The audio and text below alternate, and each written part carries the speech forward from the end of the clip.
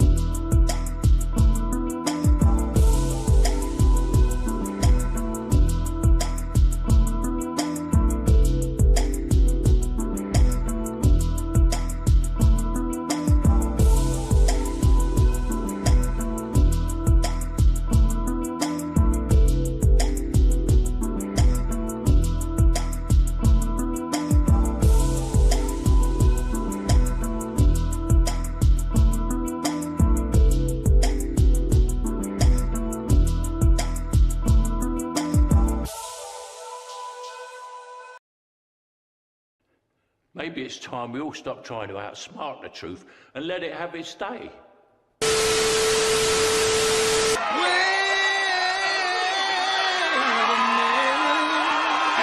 And now, your host for this evening. No. Podcast. Oh, Beanz! Yes!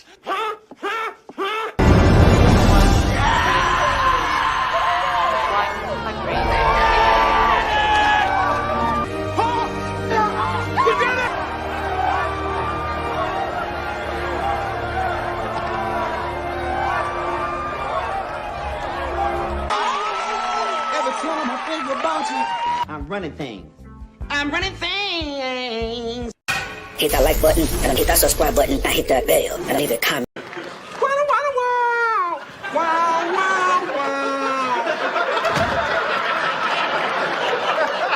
what you got for us today, Hustle Man?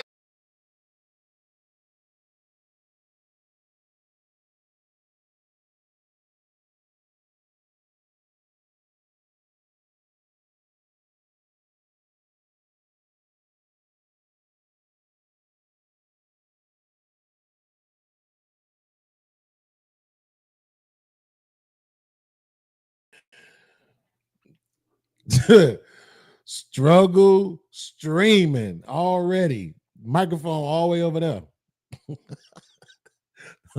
I'm about to start talking. I just realized ain't no mic in front of me. Microphone all the way around this smug somewhere. What up, y'all? It's your boy Beanz, aka Lil Podcast, up in this thing, man. Tuesday, May 13th. Man, just a couple more days and I will be 26 years old. Finally, my frontal lobe will be fully developed. Okay? Fully what is it? Calcified, or I think that's the word they be using to describe it. I will finally be an adult, baby. Y'all don't even know, boy. Feels so good to finally be 26. Anybody doubting that? Your mama. Shout out to Almanize in the building for supporting the stream early. She said, loving the consistency. Keep it up, and I might let you hit this, girl. Oh, my bad. I read that wrong. Keep it up, and I will definitely let you hit this. Oh, my bad. Oh, it said keep it up, cutie. Okay, cool. Appreciate that. Salute to you. Salute to my man, Thelonious Monk. He always be catching my samples, even though, I mean, let's be honest. The Stevie Wonder Overjoyed sample, it's pretty easy to figure that one out. The Casey and JoJo joint, you know, if you know, you know. If you don't know, you're probably too young. But I still give you props for, you know what I'm saying, figuring those out. But I had two other samples in there that wasn't so distinguishable, right? One of them you would really have to pay attention to. And I probably wouldn't have even figured it out if I didn't know what it was. So it's very difficult. But I had another Stevie Wonder sample in that track, as well as a Janet Jackson sample in that track as well. So, but salute to my man Thelonious, always figuring out. And then salute to him for coming back with the $5 super chat to start the show off with some support. I like that. Start the show off with some support. Hopefully we can keep it going and reach the show goal. I got a couple of videos. They decent in length, so the reaction time should be good, as long as we keep the support up. My man said props, peace and props due. Salute to you, appreciate that. Salute to you. We got, look who in the building, y'all. If it isn't what they I'm a PhD. I'm a PhD in the building, y'all. Okay. I'm a PhD is in the building. Okay. She took some time off from her career in academics to come and hang out with us and slum it over here. My man Smitty in the building. What's good, dog? What's going on with you? Zoom up in this piece. Reel up in this thing. What's popping? What's going on? Ralph Neal, disrespectful already. Already. We 2 minutes into the show. He disrespectful already. Okay? This don't make no sense. I said I'm 26. Okay? Y'all don't get to tell me how old I am. I'm trans-ageal. Okay? I'm a 26-year-old trapped in a 40-something-year-old nigga's body. All right? If they can be transracial and transgender, I can be trans-ageal, goddammit. Nobody can't tell me nothing, baby. I'm 26. You heard me? Hey, listen, bro. I'm manifesting, baby. You know what I'm saying? The whole 2025, baby. I'm manifesting. What we talking about? You all right? Wrong image in the building. What's popping with you? Salute to you. Appreciate you for being here on time for once. For once in my life, your ass is on time.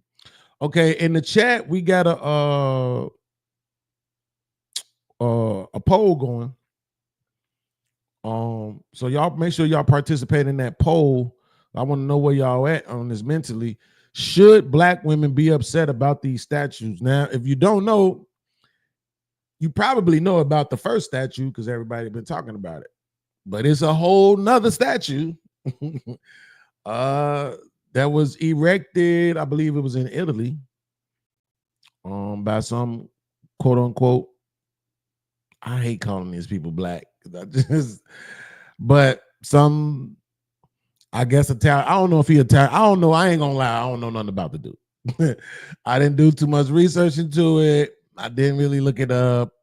I really don't even care, to be honest with you. I'm too busy focused on the statues themselves. Let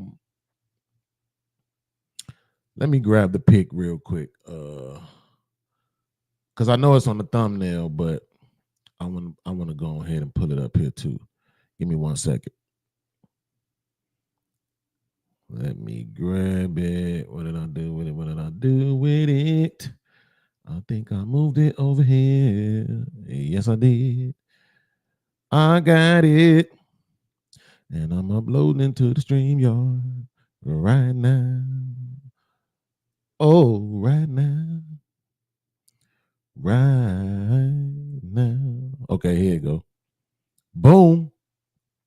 All right. So, wait, why did I do it that way? Oh, it ain't gonna matter. I wouldn't have been able to zoom in on it, no way. The only way I'm gonna be able to zoom in on it is if I open it up in the Chrome. So that's what I'll do. I can go back to YouTube once we start the reactions. So that's what I'll do. I'll just open it up in Chrome so that way I can zoom in on it. All right. Because I want to be able to make sure y'all see the statues up close. Okay. So the first statue on the left, you all know that's the one in New York, I believe, Times Square, right? I think the main issue with this one is she built like a Mexican lady, right?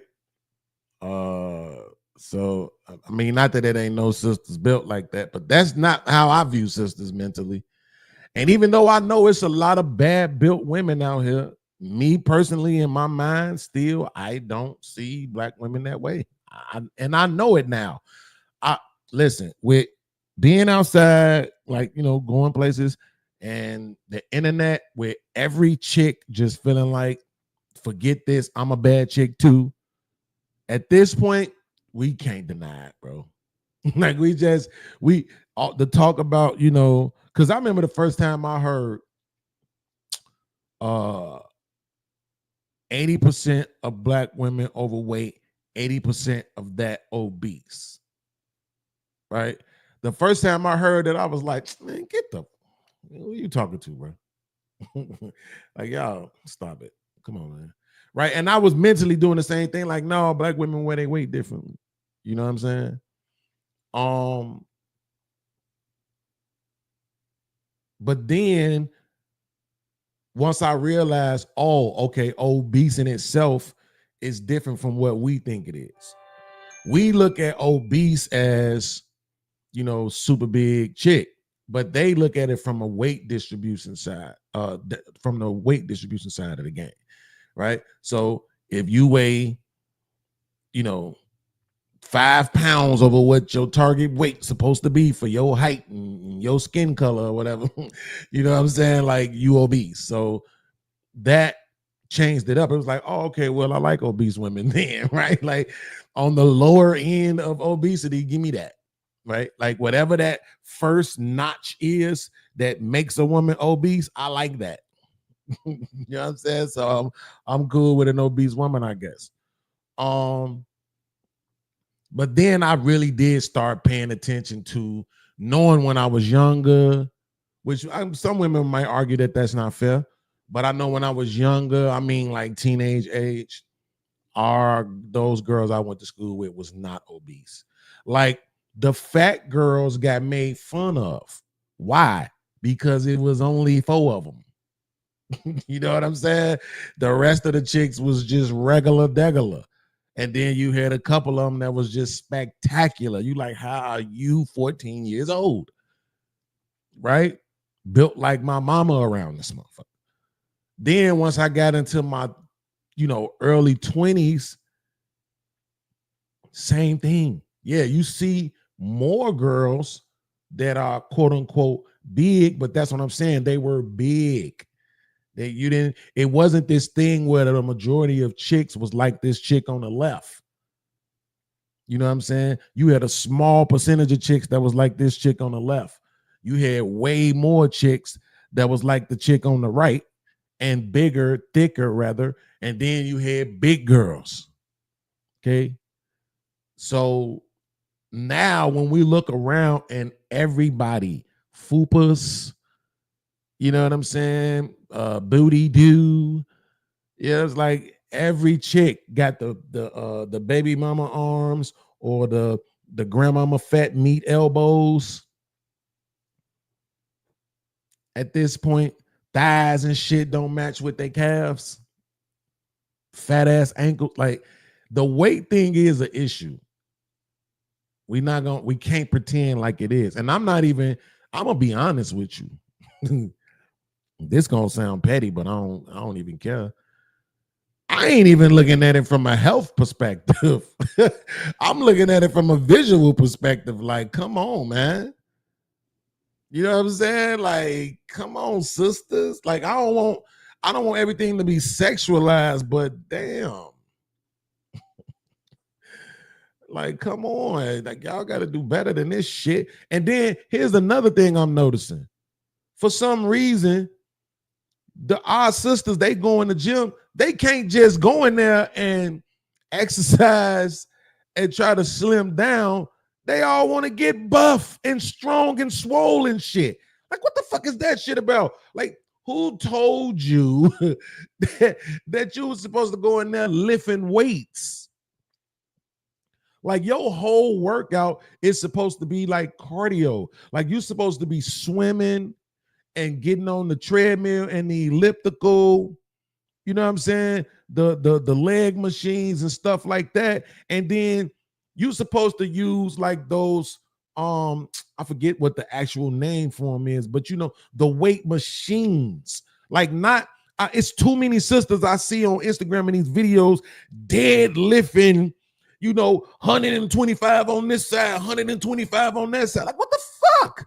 Y'all really want to be men? Like, what the hell is going on? All right, forget it.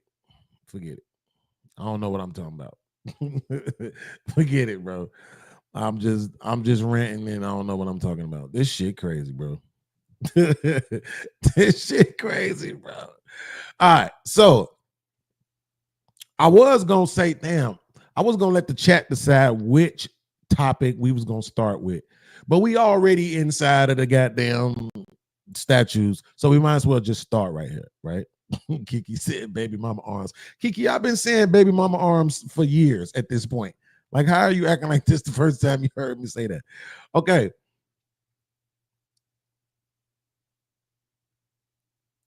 The girl on the right, because I posted this on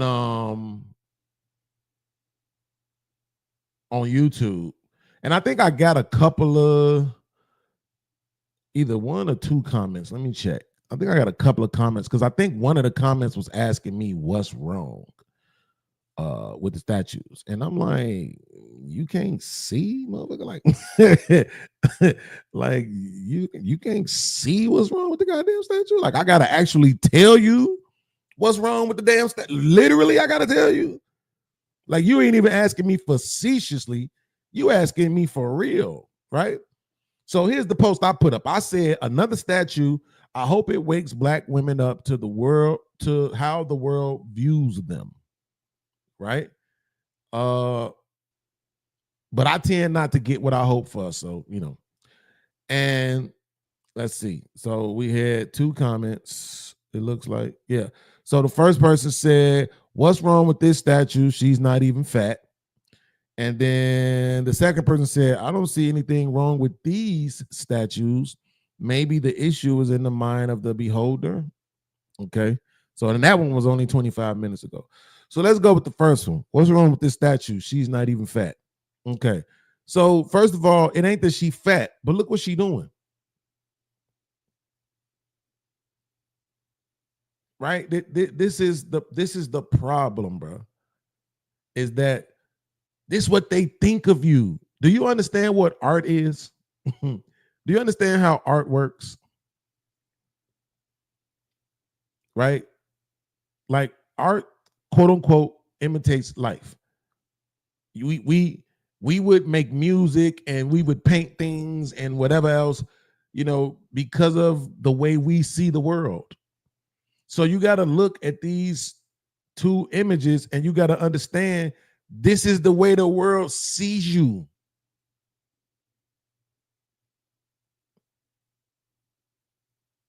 They see you as overweight. Like, look at the Statue of Liberty.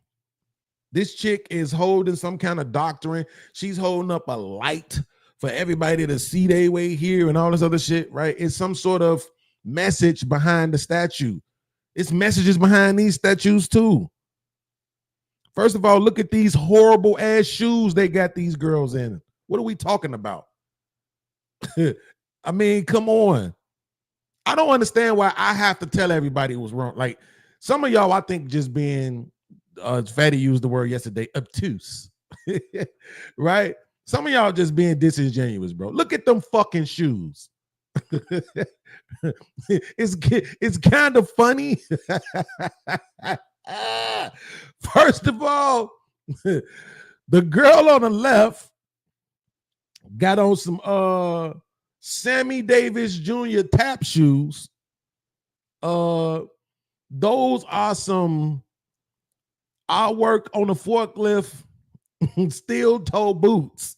Okay, like, come on, fam. Come on, fam. Black women spend way too much money on name brand, designer shit for you to have this woman dressed like this, bro. I'm sorry. Okay.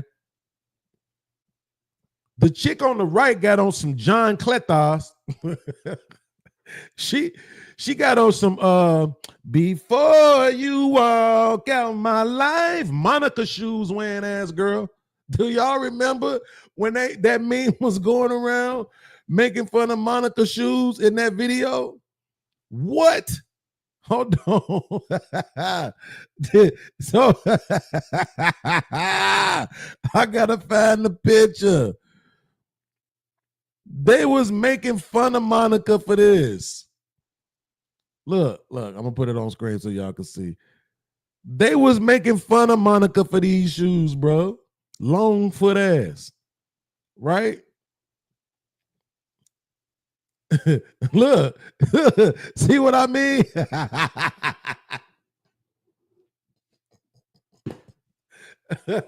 People was making fun of her for them damn shoes, bruh. What are we talking about? Okay. Look at this shit. This the meme that was going around. Monica was dead ass wrong for having them Bible study threes on. Them walk on water elites. Them air usher board twos. Okay. Roasting Monica ass for them shoes. If y'all didn't know about this, I don't know what social media y'all had. This shit was popping on Facebook, boy. Roasting her ass for them shoes. Okay, but here's the thing. They got the chick in the statue with the same damn shoes on. Them 1995 ass shoes. Come on, fam. Come on, fam. Come on, fam. Like I'm it's blowing my mind that I have to explain this to people. And I need y'all to know. Y'all know me. I'm like a battle rapper with this podcast and shit. It's off the top of, well, no, I'm not like the new battle rappers. The new battle rappers write everything down. But this is freestyle. So this ain't planned. I wasn't even paying no attention to the girl on the right shoes. I paid attention to the girl on the left shoes, but I had never said anything about it. But I'm just looking at it now. Okay? Let's just stop playing, okay? Now, the girl on the left, I believe her hair is braided. This girl on the right, she got some kind of kinky ass weave in her hair. Even though I do know that's what the sisters do. They wear the weave. It is what it is. But we can't imagine some things, can't we? Everything don't got to be based on reality, right? They could have gave her some dreadlocks or something like, okay, whatever. Neither one of these motherfuckers, look at the chick on the left. Look how fucked up her titties is. Do y'all understand those are, I don't really have no titties, but I'm fat.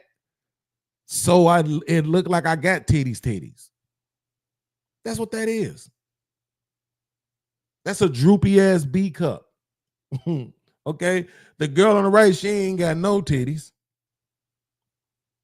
Right? But then watch this. I don't know what to make of the hands on the hip on the girl on the left. I don't. I'm trying not to just jump right into she being sassy, right?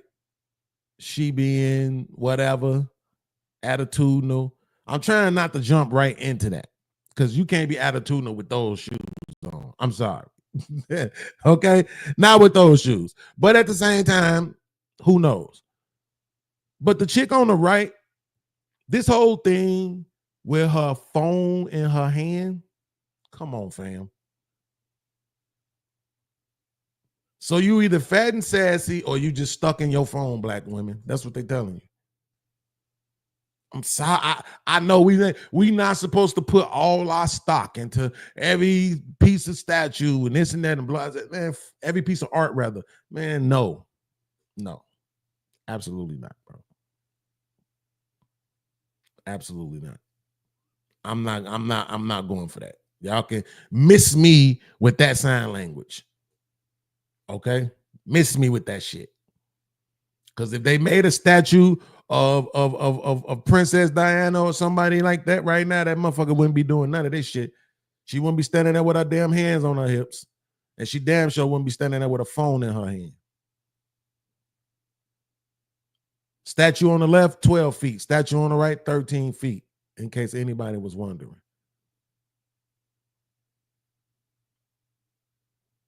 Now, I'm waiting on somebody to make the argument that the girl on the right is not actually black, right? I think that would be some bullshit, but you know. Matter of fact, let me do this real quick because I want to see if I can get another. I want to see if I can get the other angle.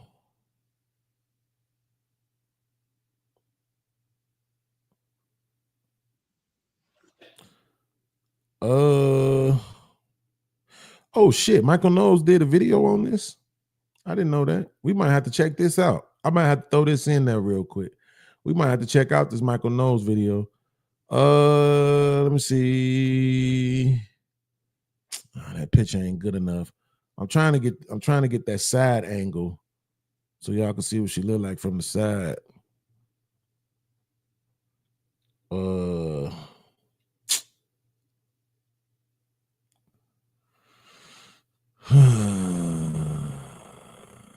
none of these ain't from the side.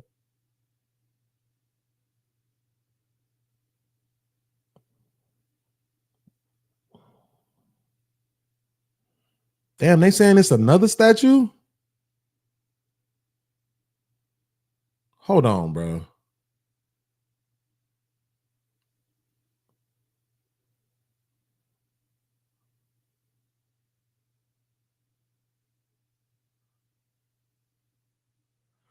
Okay, well, I'm not gonna hide this from y'all. I might as well pull this up for y'all to see too. There's an article by somebody named Sandra Rose posted 3 days ago. Statues of black women are popping up all over the world. Okay, so a statue of a chubby black woman in Times Square, New York City, caused such an outrage that the artist is removing it in mid-June. Yay! How about now, motherfucker? How about for my birthday you remove it? The statue is part of a series called Grounded in the Stars by British artist Thomas J. Prince. Okay, the statue, the 12-foot statue features an obese black woman wearing a t-shirt and pants. She stands with her hands on her hips while staring down Broadway. The statue was originally intended to stand in Times Square over the summer, but it would be taken down in mid-June due to all the complaints. Oh shit, look at this shit. Look at this. It's multiple ones. It's more than just the two that I know of. This is what I'm saying. Okay, Exer users note a plethora of statues of black women popping up all over the world. The sightings prompt the question, who is commissioning these statues of black women? Okay, so that's the one that's in Italy. Here's another one. Similar statue in Rotterdam at Central Station. Wow. Are y'all seeing this shit? So it's a whole nother one too. And what the fuck is those look like? Right there. She got on gym shoes. Like what? If y'all can't see this shit is problematic, bro, I don't know what to tell you. Even I'm tired of the black women turning everything into a sexathon, okay? But at the same time, you ain't got to fuddy-duddy them like this. This shit is crazy to me. She got them jogging pants above her navel. Like, what the fuck is...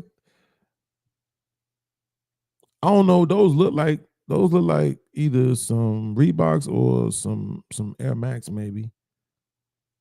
I'm not sure. I can only zoom in so far. I don't know. Those look like they might be either Reeboks or Air Max that she got on. Okay, so yeah, I can only zoom in so far. Oh, those Nikes. Oh, they Air Max. Okay, they Air Max. Those Max 90s. Those Air Max 90s she got on. Yeah, those Air Max 90s that she got on right there. Okay. So here's the picture of the 4 statues right here. So the chick all the way on the left is the one with the jogging pants over her navel and the Air Max 90s. And then the chick second from the left is the chick in Times Square with the steel toe boots on. And then the gold chick is the chick with the Monica Usher board 3s on. And then this chick all the way on the right. This is my first time seeing those. The one all the way on the right and the one all the way on the left. This is my first time seeing those. So we seeing those live together. I guess I'm gonna try to figure out where this one is at. I don't know. I don't know what Rotterdam is. Maybe y'all smart enough to know what Rotterdam is, but I don't know what Rotterdam is.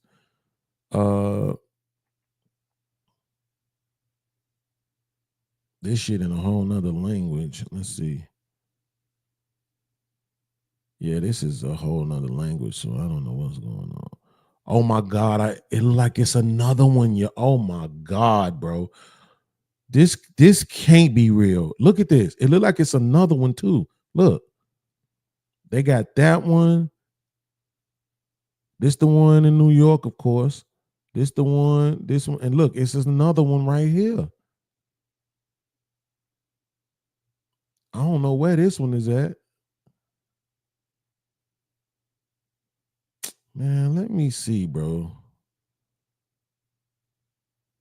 San Francisco Art Commissions. Maybe 9-foot bronze sculpture by internationally renowned artist stands tall. The San Francisco Art Commission, in partnership with the Port of San Francisco, are pleased to announce the installation of a 9-foot tall bronze sculpture by British artist Thomas J. Price. So he did all of them. Apparently, this guy Thomas J. Price did all of them.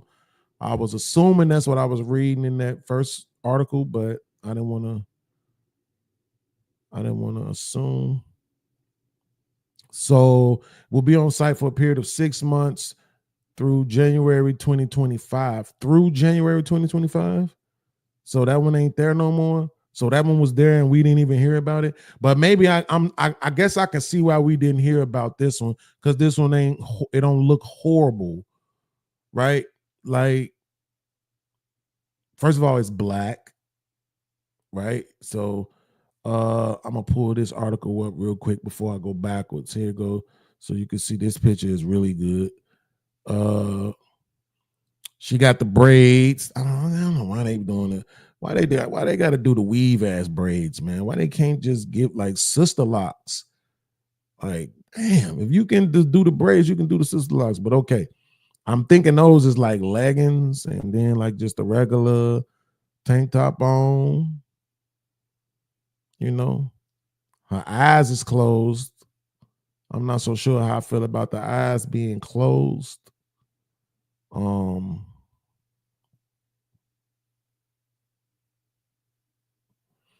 And the name of it is As Sounds Turn to Noise. Let's see if we could.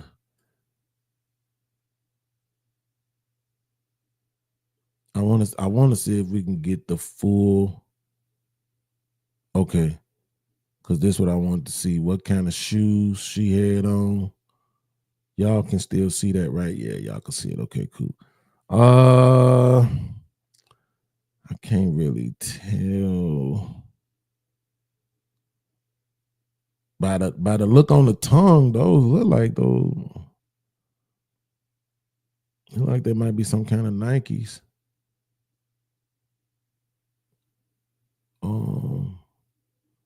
But just gym shoes, some leggings, and a tank top.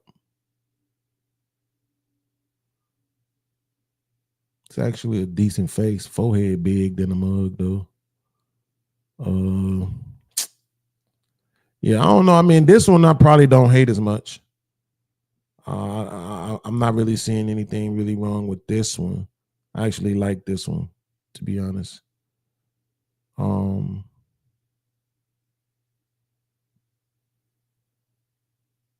And I think this, acknowledging that I like this one though, because if you pay attention to this one, you see how she also has her hands on her hips, right? But for some reason, it's still different than this one. For some reason, this one gives off more sass. And it might be because in that other one, her eyes is closed. That might be part of it. It could be because this motherfucker is overweight. So it's just giving us that whole, manosphere red pill narrative about women vibe, right? Like, okay. Now it was one more. What was the other one? The other one was this one right here. I was trying to figure out what the hell this one is right here. So we got one in New York, one in San Francisco, one in Italy. Where is Rotterdam? Rotterdam is in the Netherlands. I probably should have been able to figure that out. Okay.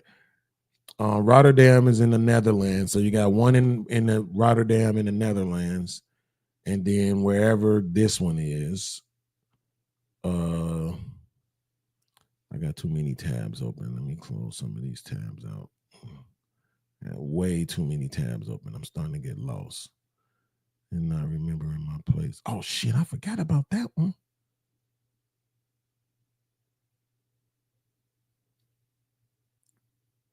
I'm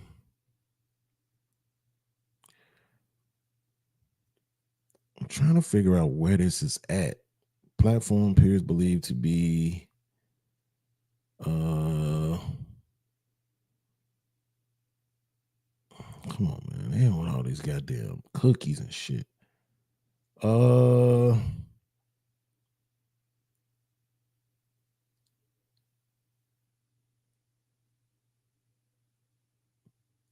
Yeah, I don't know.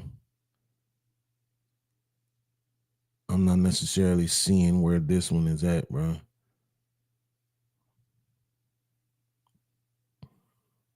This might be the worst one.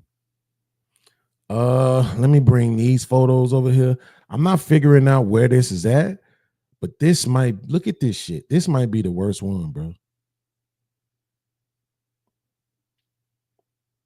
This motherfucker look like, what's my man name from What's Happening? Rerun. Why they got this woman looking like Rerun from What's Happening? Like, come on, man. Look at this, man. What? It's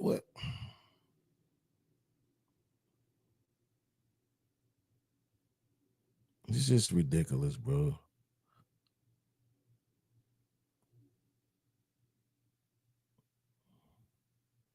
And it's saying platform piece, so it's at a train station somewhere.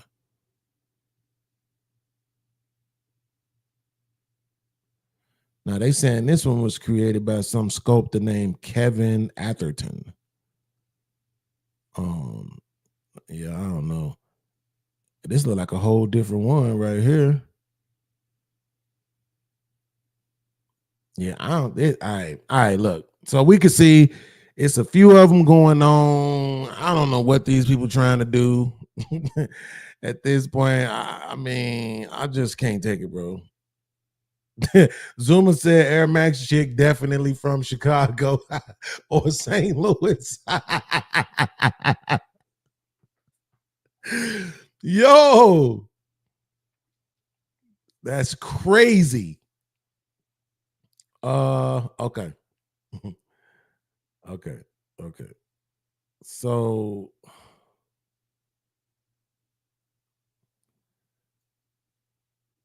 damn, man. All right, let's get the support up, man. Somebody hit that cash app, make that cash app ring, man. We about to get into these videos. I'm gonna go ahead and toss this other video in here from Michael Knowles. It wasn't on the schedule, but at the same time, I want to see what he's talking about because the title of his video is intriguing. So the title of his video is Italy's newest statue is an attack on our civilization, right? So let's see what he's talking about. This is a new statue in the Piazza della Signoria in Florence, Italy. Why do I care about this? Yeah, why do you? Because it's a little bit weird, this statue. Mm-hmm. This statue, you can see it right here. Mm-hmm. It's of looks like a millennial black lady looking at an iPhone, looking bored. Mm-hmm. She's standing there, arms crossed, looking at an iPhone in the Piazza della Signoria in Italy, where people aren't black. Some African migrants are black there, but it's not, the Italians. We're a little bit dusky, but we're not, they're Italian people. And so you've got this 13-foot statue of a foreign woman doing, I don't know, a kind of blasé posture in what is supposed to be maybe the very epicenter of great Western art. What is this about? By the way, 13-foot statue dwarfing many of the other statues in the piazza. This statue is next to a copy of Michelangelo's David, a copy of Donatello's Judith and Holofernes, Donatello's Il Marzocco, the Lion, the Fountain of Neptune by Ammannati, the Rape of the Sabine Women by John Bologna. Beautiful. Some of the most beautiful art in the entire world is here. And then you've got this modern thing of a random millennial black lady scrolling on her phone. Why? The article tells us why. The reason, so I've got the article here from Italy, from Il Giornale, but the reason they say behind the choice of the wonderful Italian square to display the somewhat bizarre work of art is that Piazza della Signoria, quote, is a space devoted to male power, which should be challenged and counterbalanced by a female figure. Now, I guess the Rape of the Sabine Women, I guess that is an example of male power, but I don't know, Judith and Holofernes. Judith is beheading Holofernes. I know it seems like a statue of female power. And anyway, what that reasoning suggests. Wait, they got a statue of a chick beheading somebody? I gotta look this up. Judith beheading statue. Judith of Holofernes, yes, that's what he said. By Donatello. Shit, yes. That actually is there. A statue of this chick. She got the man head with her left hand and the right hand is up. And he looked like his arm may be tied behind his back and his head is turned so far this way, like she already cut it once. Yes, so that statue exists. Starting to make the other statues not that bad. Like the things that we choose to celebrate. But okay, but that to his point, right? If you're talking about women empowerment, if you have a statue there of a woman chopping a man's head off, how does a woman holding a cell phone add to empowerment? It's a great take, actually. Is that this is not art, but anti-art. This is art designed to combat all of the traditional art, to undercut all of the art. Art designed actually to undercut the entire culture. Go to balanceofnature.com, use promo code. Yeah, we're not doing that. But I just want to say that I guess I could really quickly show you all the statue that he was talking about. This it right here.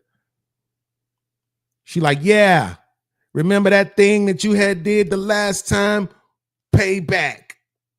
I know you bitch niggas from way back. Witness me strapped with Mac. Knew I wouldn't play that. Okay. So she said, off with your head, son. Look how far his head is twisted. That is crazy. So that's not women empowerment enough, huh? Okay. If you say so. All right. So let me go backwards. I want to make sure that I have the right videos lined up, which is these videos here. Okay. Let's get right back into our reactions. Let me check that Cash App again. Let me make sure. Oh, there it is. Okay. Shout out to nobody for not sending anything. I appreciate you.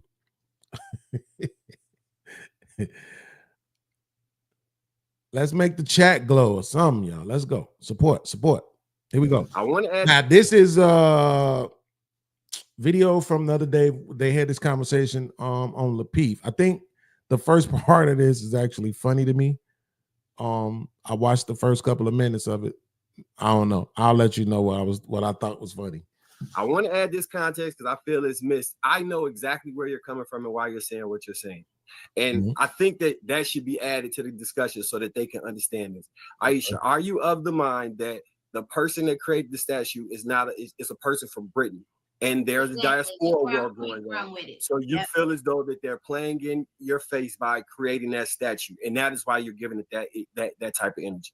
Exactly. And it wasn't representative of a black family or a positive image of a black woman that you would have liked to see. And it seems as though it was ridiculing black American women. Is that how you took that?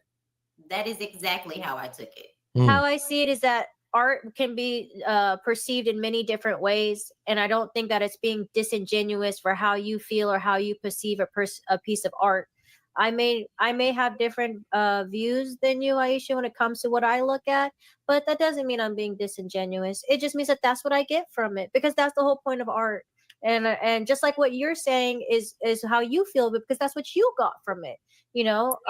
So I think that we all got to understand that, you know, for someone that is an artist herself, when different people look at things, we're all going to have different perspective as to what it is that we're looking at, and you know, it is what it is.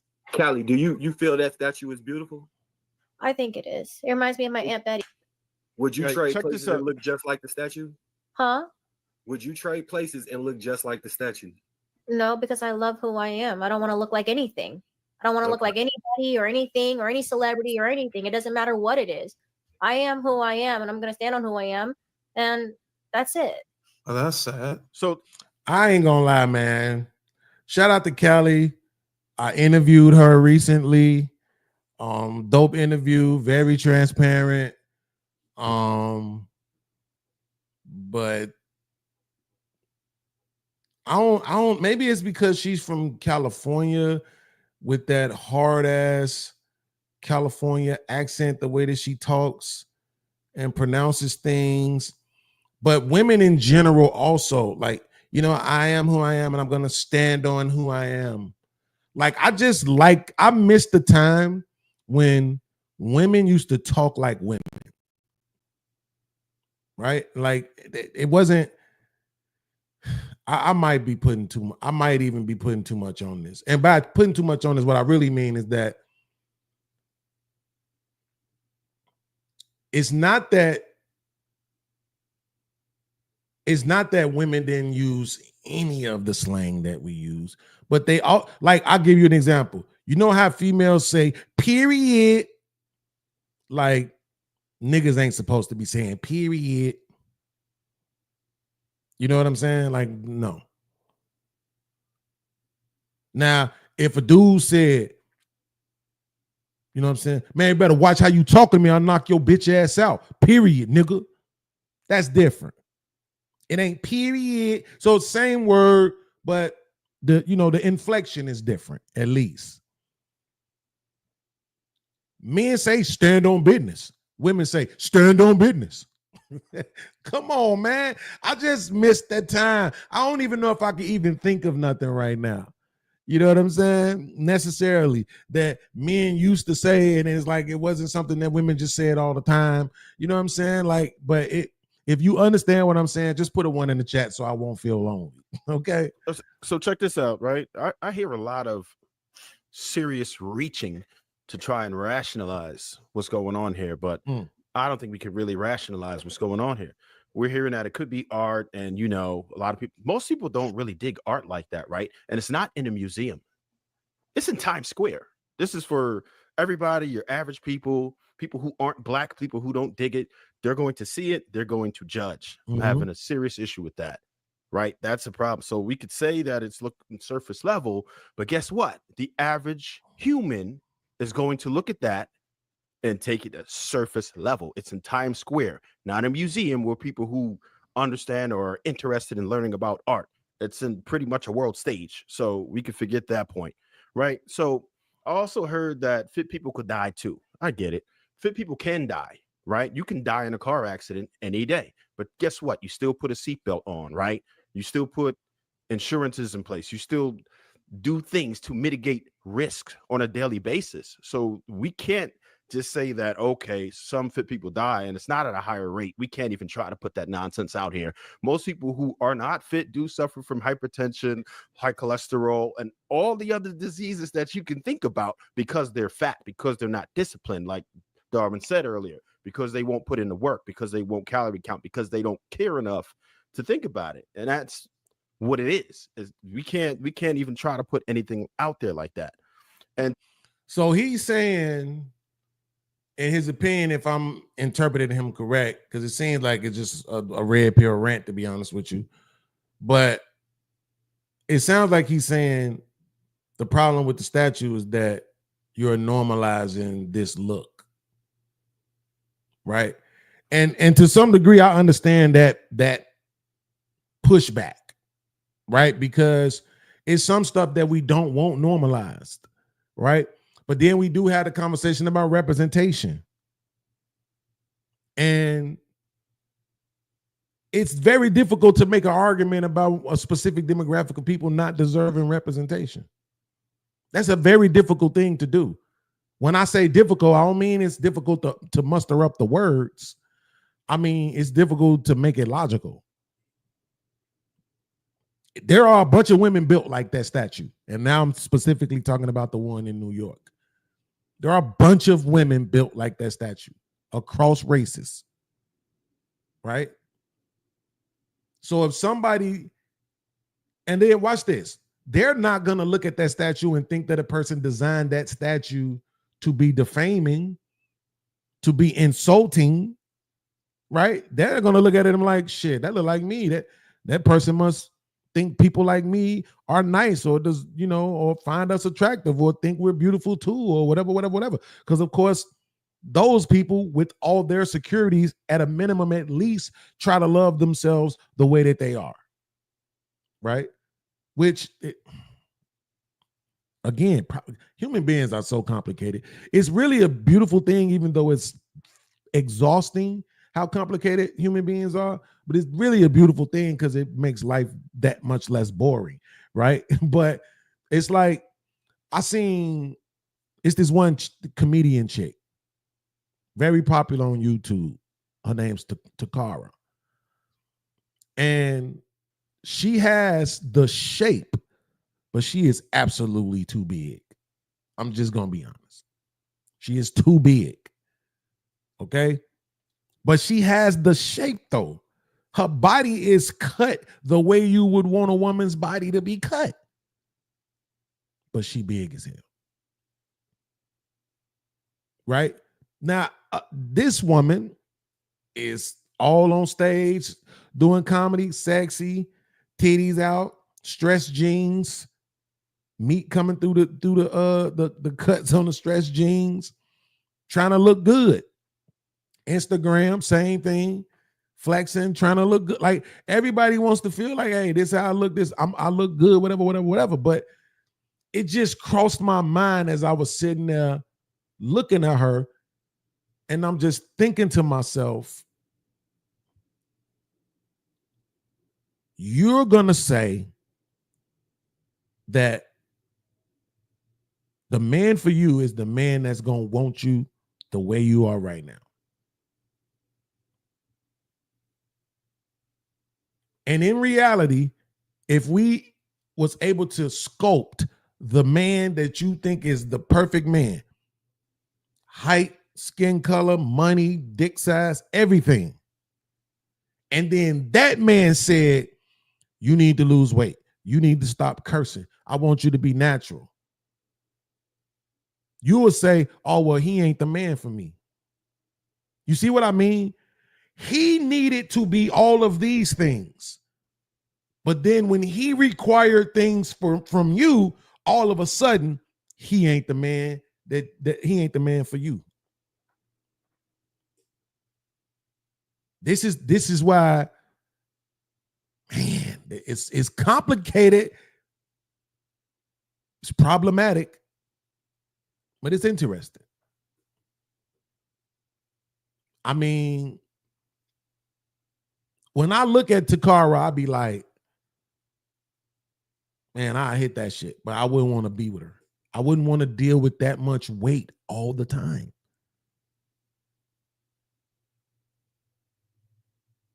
I really wouldn't even want to deal with a chick that's traveling all around the country and shit all the time performing. It's not too many industries that aren't male dominated. So when you have a woman that's working, you got to deal with that element of it anyway, which is why most men, I believe, get cheated on. I know women won't want to admit to it. I know the numbers don't say that, but I believe most women cheat. I just believe they do. And they, with a lot of stuff that we would consider cheating, they wouldn't even consider it cheating. Like entertaining niggas in their DMs. They don't think it's cheating until they see their man doing it. And all of a sudden it's a problem. But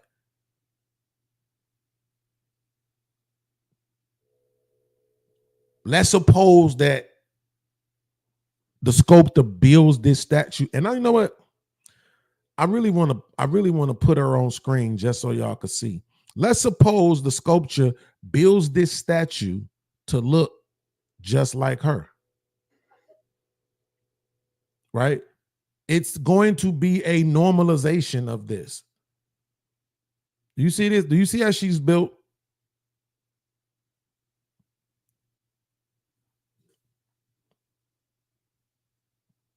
Like, yeah, she's cut exactly how you want a woman to be cut.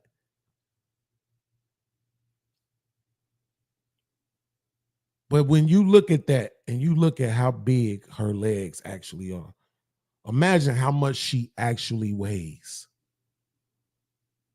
So now some sculptor comes along and builds a statue that looks just like that.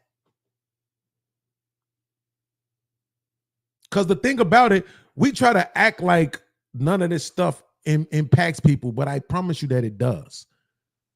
How many times have we had the conversation about Kim Kardashian normalizing big booties for white women? Because prior to that, it did.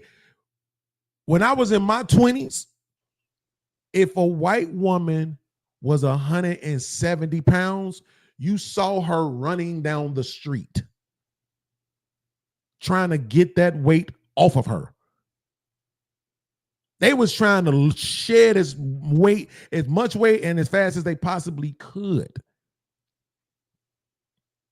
There was a distinguishment between white girls and black girls. And the distinguishment was that black girls tend to carry a little bit more weight and be thicker.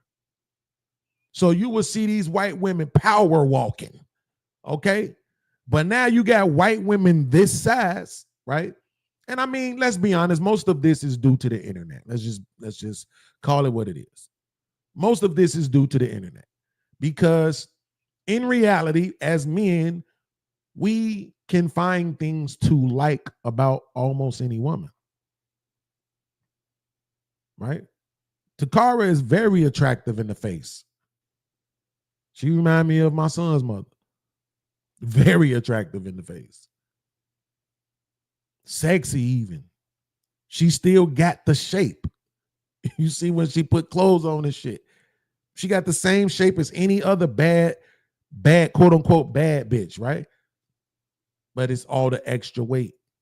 So now you have somebody come along and put out a statue this size, and now all of a sudden it's normalized and it's saying, oh, that size is seen as beautiful too. And it can be. I'm not saying that it can't be. Right? I'm not saying that it can't be. But I'm saying in reality, though, do you really want a woman to be that big? Do you really want your woman to weigh that much? If you could, Thanos, snap your fingers and take 80 pounds off this woman, wouldn't you do it? If she could Thanos snap and take 80 pounds off, she would fucking do it. Right? But it take work to get there. And understanding that it take work to get there, guess what? Most people ain't going to do it, including me.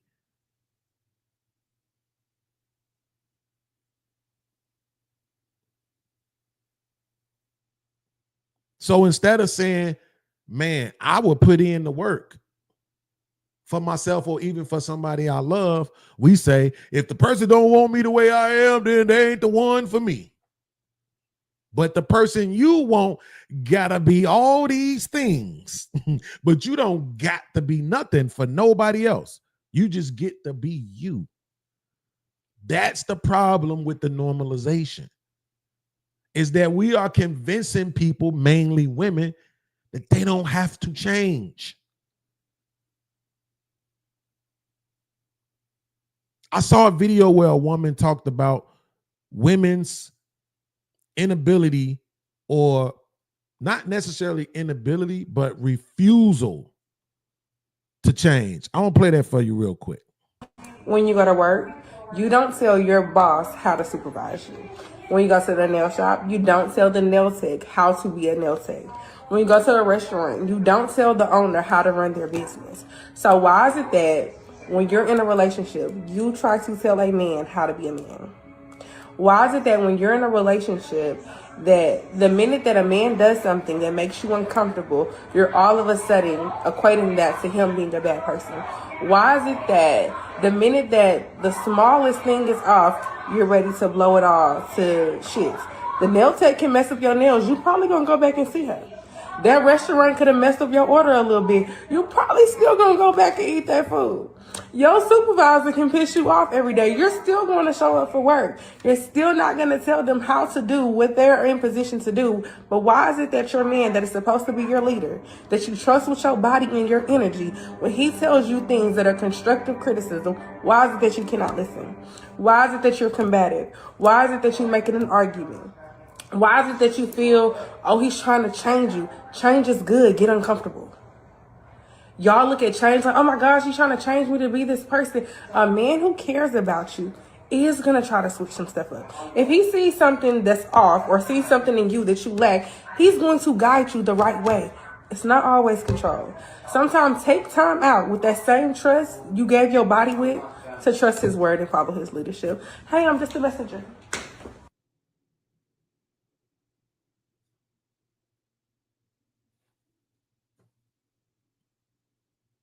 When I hear that, it's like, damn, somebody actually said it. A woman actually said it. Right? Understanding that absolutely a man is going to try to groom you into being the best version of the woman he can see. The same way how you don't actually want to groom a man into being the best version. You just want him to come already as the best version, right? You want the best version immediately. You don't want to wait. But a man is willing to get with you and wait and take the time to, because just like those sculptures, when you hit that peak of the woman, when you are all of those things that he saw in you and was trying to pull out of you and get you to be, he's going to stand back with pride. You'll be his pride and joy. That's how it used to be. Men's wives used to be their pride and joy, not their kids. You love your kids, you raise your kids, you try to get them to, on the journey and make sure they straight and all of that. But your wife was your prize. Your husband was your prize. That's who you spent the majority of your time in your life with. You get your kids up out of there. And then y'all going to functions and family reunions and birthday parties and everything else together. If somebody saw you without where your wife at? Where your husband at? Where your better half at? That's what they used to say. Where your better half at? That's how we used to value our spouses. You understand? So of course, yes, he's going to try to change you. I'm trying to address the part about normalizing it. I don't think, and I'm just being honest, outside of that statue in San Francisco, I don't think any one of those other statues is flattering at all. If I was a black woman, and I'm not I would be offended by those statues. I don't even give a shit if I look like those. Because in reality, once again, and this is the problem with women, if you could Thanos snap and change, you would. This is why all that pretending like how you is how you is, and somebody better accept you the way you is dumb. Because if we gave you the magic pill, you would take it. We all would. All the shit that we don't like about ourselves, if we could Thanos snap and change that shit, we would. So what's the point of bragging about it?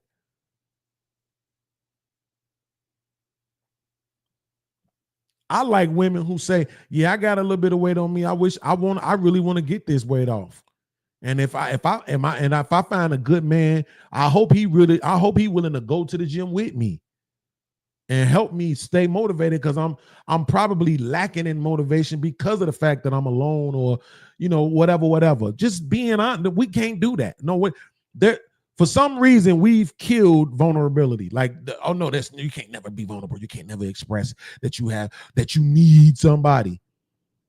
Meanwhile, personal trainers was at an all-time high prior to goddamn C-19. Everybody and their mama was trying to be a personal trainer.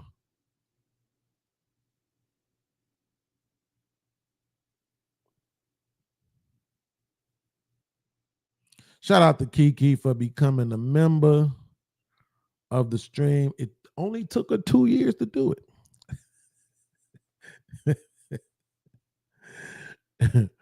But let's go ahead and jump her in. It's about time we jump your punk ass in. That's right. Let me tell you something. In this world, if you can't swim, you bound to drizzle. Yeah. And the rest of y'all, don't cut him no slack. That is his name. If he get head, he's got to get out the game. Get out the game. That is his name. If he get head, he's got to get out the game. Get out the game. All right. Hold on.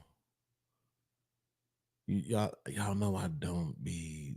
I gotta start paying more attention to the chat. I'm trying to see if I can even make this out, because you said she's saying the same BS, the same BS that career single men on YouTube say all the time. Okay, so you're a feminist, got you. There are things that should be changed, and there are things that should not be changed. It's okay to stand on certain intersections of you that makes you you. Yeah, and the problem with that is that women think the dumbest shit makes them dumb. That's what I'm saying. Having an attitude, having a smart ass mouth. These are the type of things that women stand on. Being masculine. That's the problem. Being overweight. Having a whole bunch of kids by a whole bunch of dudes. These are the things that they stand on.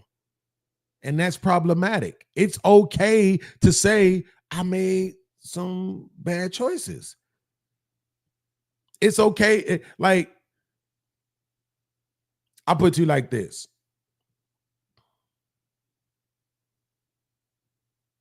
I don't regret my kids, but I'm not so sure if I could change things, I wouldn't. Like, if I could go back in time, I probably wouldn't have my daughter.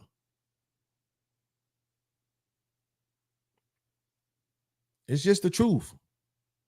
And not having my daughter more than likely means that I wouldn't have ended up having my son. I wouldn't have been on that same trail to get my son. So, I mean, not that I never wanted kids. I wanted sons. I never wanted no daughter, but I wanted sons. But I'm just saying, I wasn't ready. I wasn't prepared. I'm not going to say, I don't like saying I didn't have kids by the right people, because they could say the same thing about me. But I'm just saying, like, hindsight is 20/20. It's okay to be able to look back and say, man, if I could, I would do some things different. Man, if I could go back, as soon as I saw that first little pudge, I'd start doing sit-ups. Hey, listen. Oh shit. What am I eating every day? Okay, let me cut this out. Let me cut that out. Right? If I could make some different decisions going back, I would. Like, it is what it is. It's okay. You know what I'm saying? To say that. We make it seem like, particularly women, that we can't ever say, you know what? Yeah, I would like to be different. No, my mama had attitude. My aunties had attitudes. Any man that don't like a woman that got an attitude just don't like a strong woman. I mean, let's not pretend like this ain't what's being said. Like, over here, we don't do all that lying. It just is what it is. Too many videos we can pull up of these chicks saying this same shit. That's just a weak ass man. He wants somebody he could walk over because he don't want somebody that is sassy and talking shit. Like, I can't make that up, right? And to go ahead and say we should accept it because he's black is ridiculous. What if he would have put Kanye out there with his KKK outfit on that he had for his album he promoting? Would we accept that because he's black? No, nonsense is nonsense. It is what it is. Like, so I don't think we should go ahead. Round of applause. So Trev, I was gonna say if we reverse that, right, they put an image of something that as black men we don't want to see ourselves as. So say they put a man in a dress or an extremely effeminate black man, we would be mad as fuck about that. True. I don't.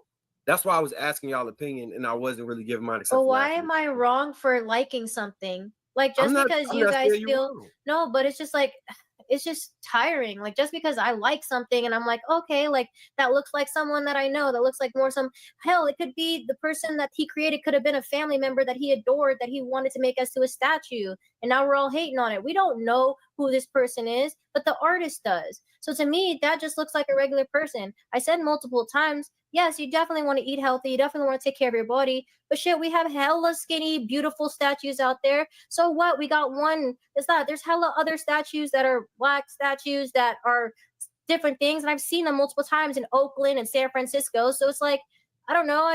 It's one freaking statue. Why are we sitting here like? I can't stunt. It's a good argument. Anybody pretending like it's not a good argument is just full of shit, because it is. We just looked at a couple more statues, right? At least two of them wasn't fat. But one of them, she just looked attitudinal and was looking through her iPhone. The problem, Callie, is that when it comes to art, that shit is a representation of something, right? That's the part. To your point, you're saying that we don't necessarily know who he envisioned when he made these statues. It could have been a family member because you see a family member in the statue or whatever. You could be right about every last thing you just said. But you also have to consider the times and the narratives. Watch this. Right now, somewhere in America, right now, there is a couple fighting. Some woman just got slapped right now as I said it. Some man just got slapped right now as I just said it. So if we made a statue of a woman like this and the man coming down to smack her, would that be okay? Because it's an actual representation of things that are happening. It's an actual representation of real life, real people. That's cool. See, I wish she was here to actually answer that, right? Because one of two things is going to happen. She either going to lie or she going to tell the truth. If she lied, it's going to be a sad day. I'll lose respect for her. But if she tell the truth, then she'll just have to honor it when people are saying, bro, representation fucking matters. What this art is saying matters. The times in which the art is being presented matters. Imagine they unveiled that domestic violence statue during Domestic Violence Month. The beauty of relationships. And this man is rawr, and the woman is Come on. A lot of times things don't even boil down to right and wrong. It just boils down to perception, which I gotta be honest, sometimes sucks. Because a lot of times the truth comes with a horrible perception. And people like to twist things a lot too, as well, though, right? To create perception. But I'm just saying, you have to don't pretend like you don't get that part, right? It's too easy to just say, oh, somebody looks like that. So fucking what? It's a lot of things people are or represent. Should we make statues of all of it? They're minor attracted people. Should we make statues of that shit? They exist. Do they deserve representation? What are we saying? The whole microwaving people shit that supposedly happened. Should we make statues of that shit? They existed.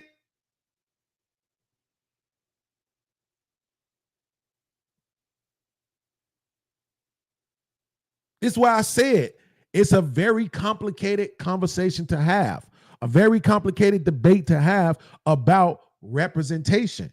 Everybody thinks they deserve it, and they don't give a shit about the impact that it has. They just want their representation.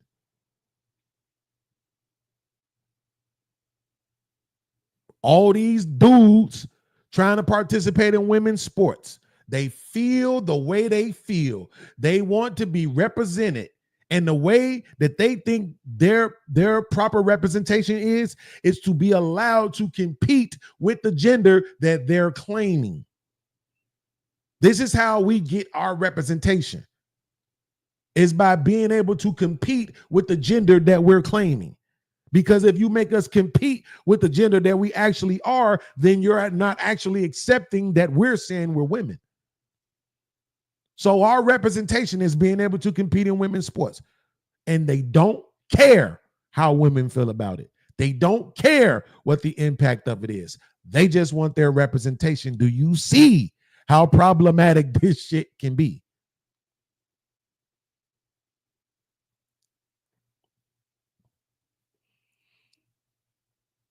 Have Urban said, you are just romanticizing a different life. I might be. What's wrong with that? Doesn't everybody? Don't most people pine for the times that were, particularly after they start getting older?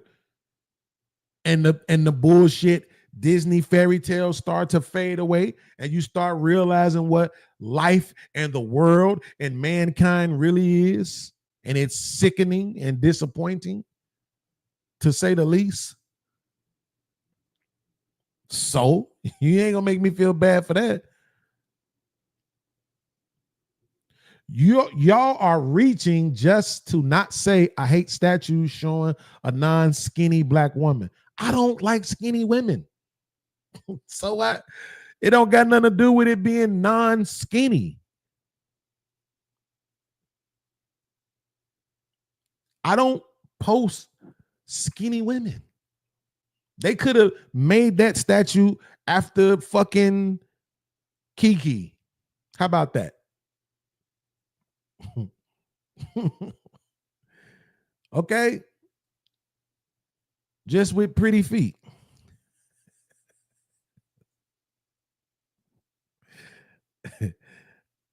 I remember when I was talking about Kiki toes on the show one day. She's like, damn, you want a woman to be perfect. You picky.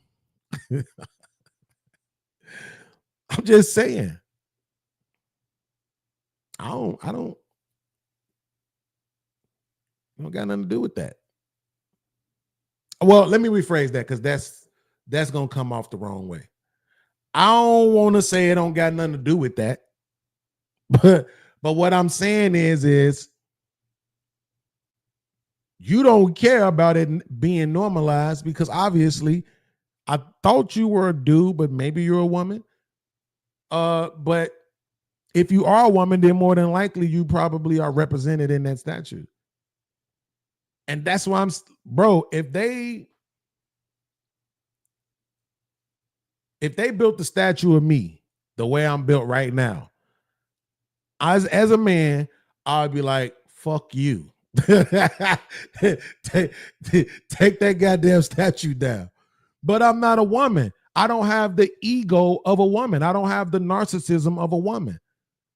As a man, make a statue of me in the best version of me. Make 24-year-old me. That nigga was an Adonis. 24-year-old me was amazing. Make a statue of that dude. I'm cool with who I am. It's things that if I could stand on snap, I would change. But I'm wake up every day and I live like everybody else. But that being said, if you're going to make a statue of me, make a statue of the best version of me.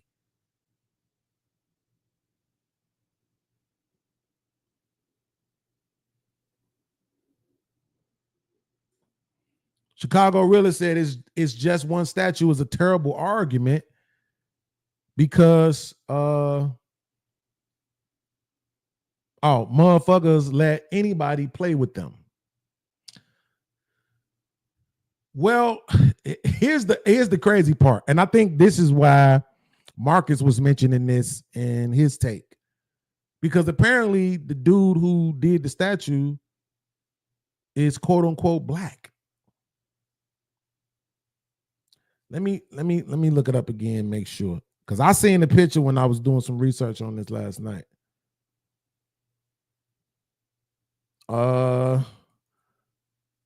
Let me get my timestamp. It's 4:44.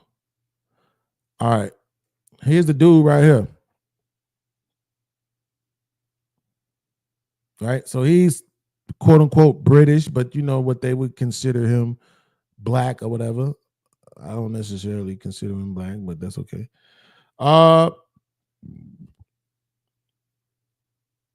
Let's go to his Instagram real quick. Wow, this is accurate. Hey, Randy, I just said this. Look at this. This is on his page right now, right? The very first pic. Big chick, I love this. Thin chick, I hate this. Right? And this is what I'm saying. This is why this is problematic, but it makes it not problematic, complicated, but it makes it more interesting, right? Because if you take the big chick who, I'll put it to you like this. What's the girl name? What's the singer chick name who was big and whatever, couldn't get a man? She tried to shoot her shot at Captain America and all of that. She wore the booty out jeans at the basketball game. Okay, Lizzo. Okay. Let me ask y'all this question. If they was going to make a statue of Lizzo, do you think Lizzo will want them to make a statue of her current body or the body she had when she actually blew up? Which one do you think? Man, I don't know who commissioned them to do this shit. I guess I could look that up. Kiki said current. Chicago Rilla said current. Right? I'm just telling you.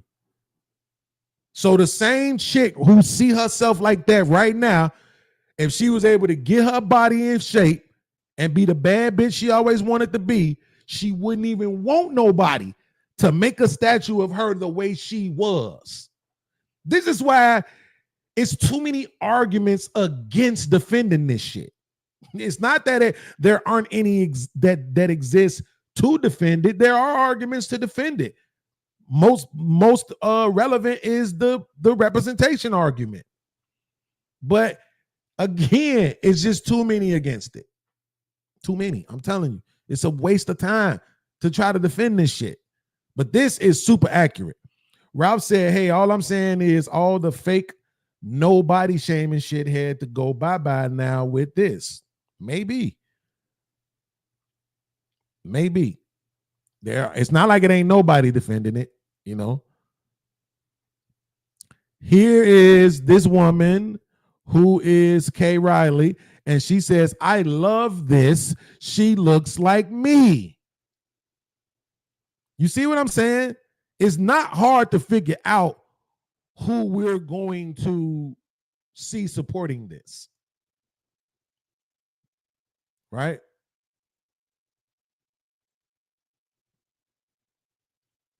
Of course you love it because she looks like you. You see what I'm saying?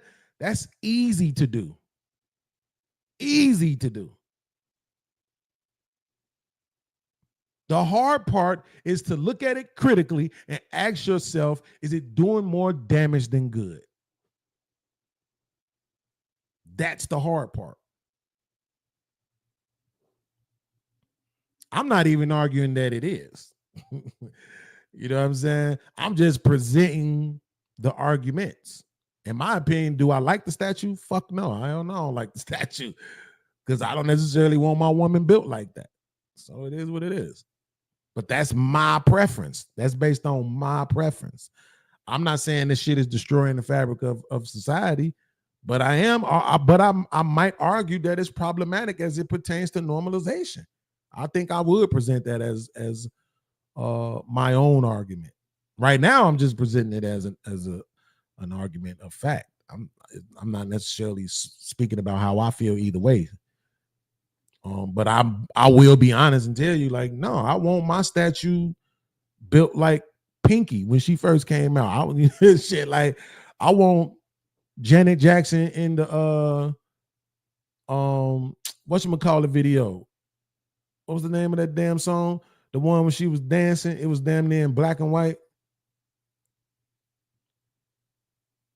Pleasure Principle. I want Pleasure Principle Janet Jackson as my statue.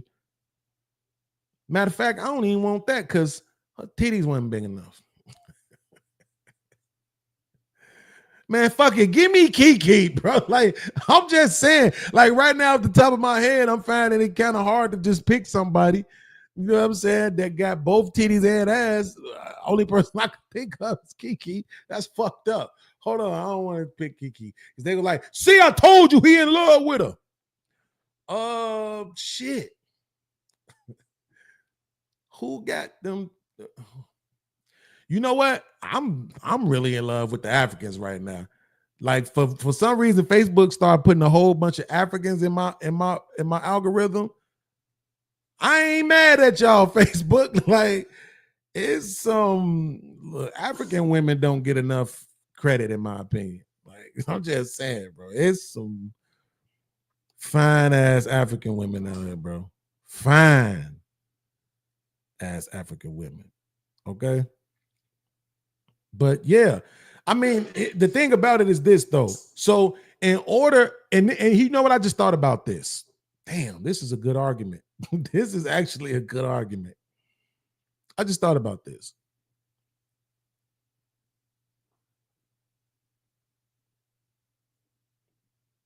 If they would have made the statue in the shape of the women that I like physically, right? Then people probably would have been arguing that it was the sexualization of black women.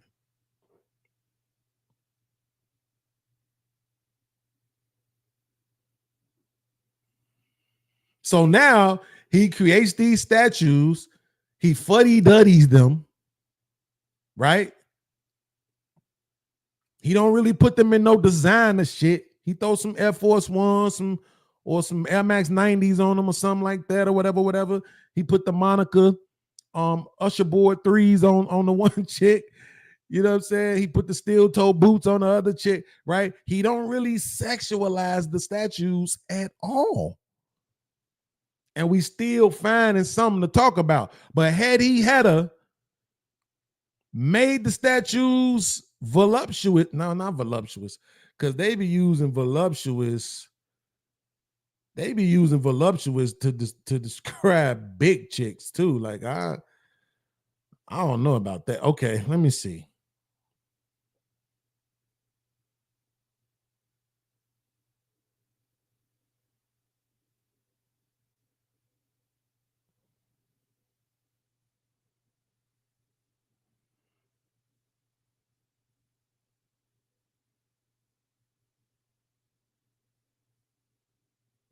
This is some bullshit.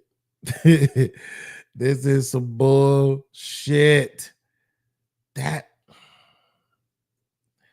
yeah, it all would be bad. Like we gonna find some shit to say anyway. But now that I'm thinking about it,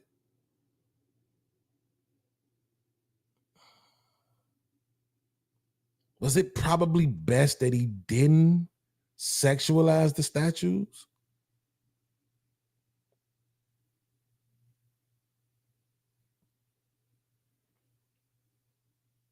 I mean, that probably was for the best, to be honest with you.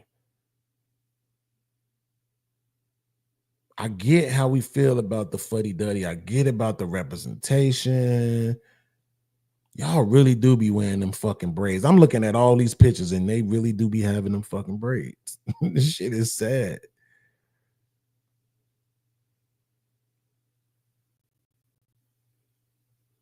Okay.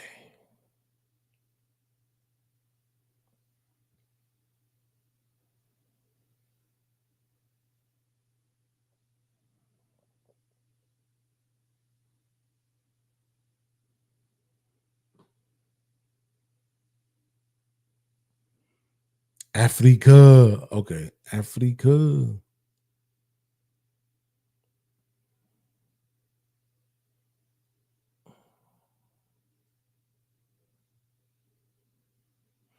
Right.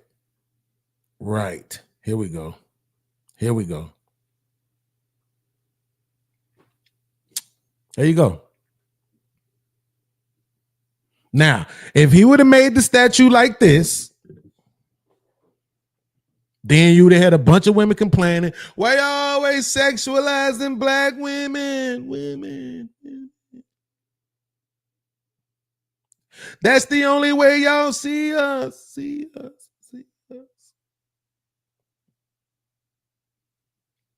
Here's the thing. I probably would have been saying the same thing. I probably would have been, damn, man. Niggas always sexualizing black women, though. Some bullshit. Give us free. Right? I can't put it past me. I'm human, right? So I'm not going to say and pretend like, you know, I couldn't have fell for this shit myself. But specifically for Randy in the chat, I'm just saying, like, they could have made the statue like this. This is a woman with a lot of hips, a lot of ass, and a lot of titties. So she didn't have to be skinny. But now that I'm thinking about it, it would have just been another argument. Right? It's, to Callie's point, every individual is going to interpret the art in a different way. Not every individual is going to do it in a different way. See, this is how complicated it is, but it makes it interesting because some people's impression of things will be ran through their programming, right? People like me who look at things in a more complicated way, which is why I'm sitting here making arguments from both sides, right? I can do that because I look at everything in this complicated way. I break down everything. My mind is always pulling shit apart and saying, what about this? But what about this? But what about this? But what about this? Right?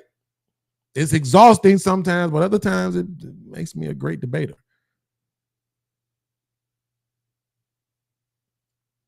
But if I had to choose between this and the fuddy-duddy, give me this. Because what do I want? What's more important to me? That the art that the art takes account for representation or that the art is beautiful. I'm sorry. I want the art to be beautiful. I'll be honest with that.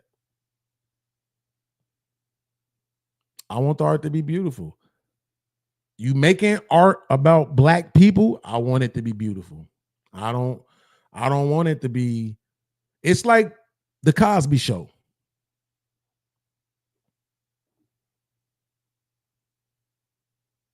The Cosby Show was well written. The casting was absolutely perfect. And I know the argument against that is, well, that's the only cast you know. It doesn't matter. Like, you know, if you actually are into shows and shit and you into characters, then like when people are acting a certain way, like if they could switch roles, that shit probably wouldn't work out. If you switch Denise with Sandra or Vanessa with Sandra, it probably don't work as well. Right? The casting was great. Even the fact that they made Rudy a girl ended up being great. Right? But most black people, not most black people, most Americans had never seen a family that eclectic. Race aside. Dad's a doctor, mom's a lawyer, 4 girls, 1 boy. Everybody going to college and shit.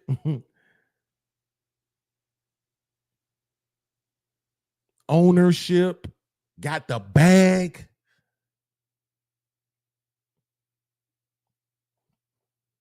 You understand? The pushback back then was that this shit ain't real. Nobody know nobody like this. So, so it looked good. You know why I like the new Bel Air, the reboot of Fresh Prince? Because it looked good. The first time I watched it, I didn't like the Will character. For some reason, I didn't like him. I didn't like his face. His face was not aesthetically matching to me, right? But all the rest of them people being dark skinned like that, Coco Jones, beautiful. Uncle Phil, come on, man, who wouldn't want to be Uncle Phil? Carlton, black as night, super smart. Got his issues though, right? But black as hell. Aunt Viv, the dark-skinned Aunt Viv is back. Right? Just that whole collection of the butler. What the fuck is his name? Jeffrey. Come on, man. I'm just looking at him like this shit is beautiful. Damn, this a beautiful ass cast. And that's what really got me into it. Because I went into it expecting to be disappointed and not wanting to watch it. But not only were the storylines great, but it was just fucking beautiful. That's what you want. Why would I want some fucked up ass representation? I don't give a shit if that shit is real or not. I wouldn't want them to make a statue of the Rodney King beating. We know it happened. The images is seared in our minds. I can see it right now. I wouldn't want them to make a statue of it.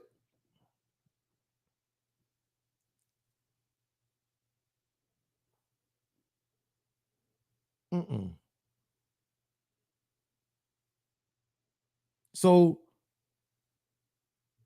like I said, he got more than just that one statue.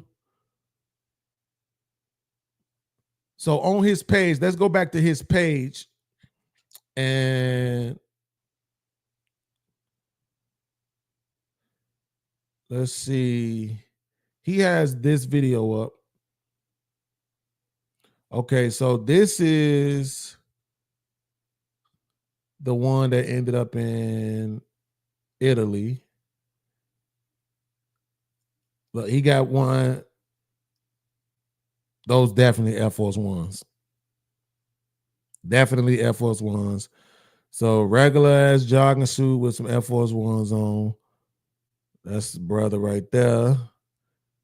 Okay, this is a young brother with a suit on. With some Holy Ghost 5s on. Jesus is on the main line. Big boot wearing ass boy. All right. Then you got another little sister in gold. I like that hairstyle. I wish it was her real hair, but I like that hairstyle. Also with a phone in her hand, though. Man, maybe he making people think about this shit. Like this what we are now. What the fuck is those? What are those? She got on the Black Panther 9s. Those silent shoes that the Black Panther had on. Remember, she called them sneakers. Damn. With the what they call those, the water hygienes. Damn. That's the one in San Francisco that we ended up seeing.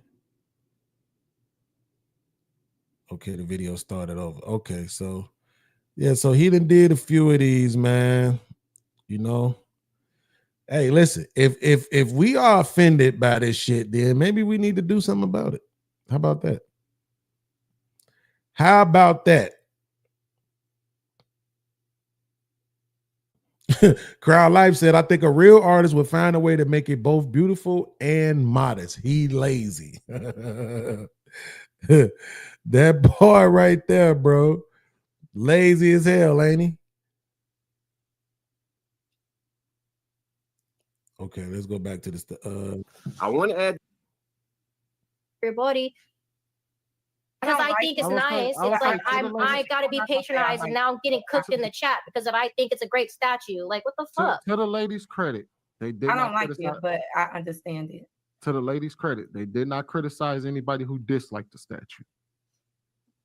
I will give y'all that. Y'all let us have our opinion on it. Yeah, I think art is based in opinion. And so for us to even think that it's smart to criticize somebody's opinion of art, I think that's ignorance. And I think especially as a Black woman to hate that statue or to say that that statue is unattractive, it protrudes self-hate. And what the fuck? Wait, what? You just contradicted yourself. Bruh, you can't make this shit up. For us to even think that it's smart to criticize somebody's opinion of art. For us to think that it's even smart to criticize somebody's opinion of art. We all just heard us say that, right? One more time. Opinion. And so for us to even think that it's smart to criticize somebody's opinion of art. Okay, so we heard her say it. For us to think that it's even smart to criticize somebody's opinion of art. I think that's ignorance. I think that's ignorance. And then I think especially as a Black woman to hate that statue or to say that that statue is unattractive, it protrudes self-hate.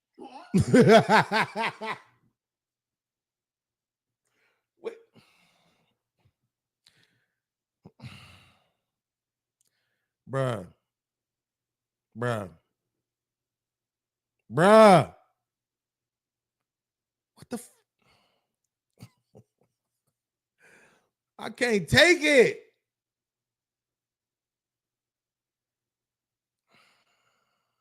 And I mean, now you're airing in the comments. Now you're airing in the That's what I was gonna say. They did like that. Which you the statue. No, I gave Aisha Aisha that because she was critiquing our opinion and saying that it was disingenuous.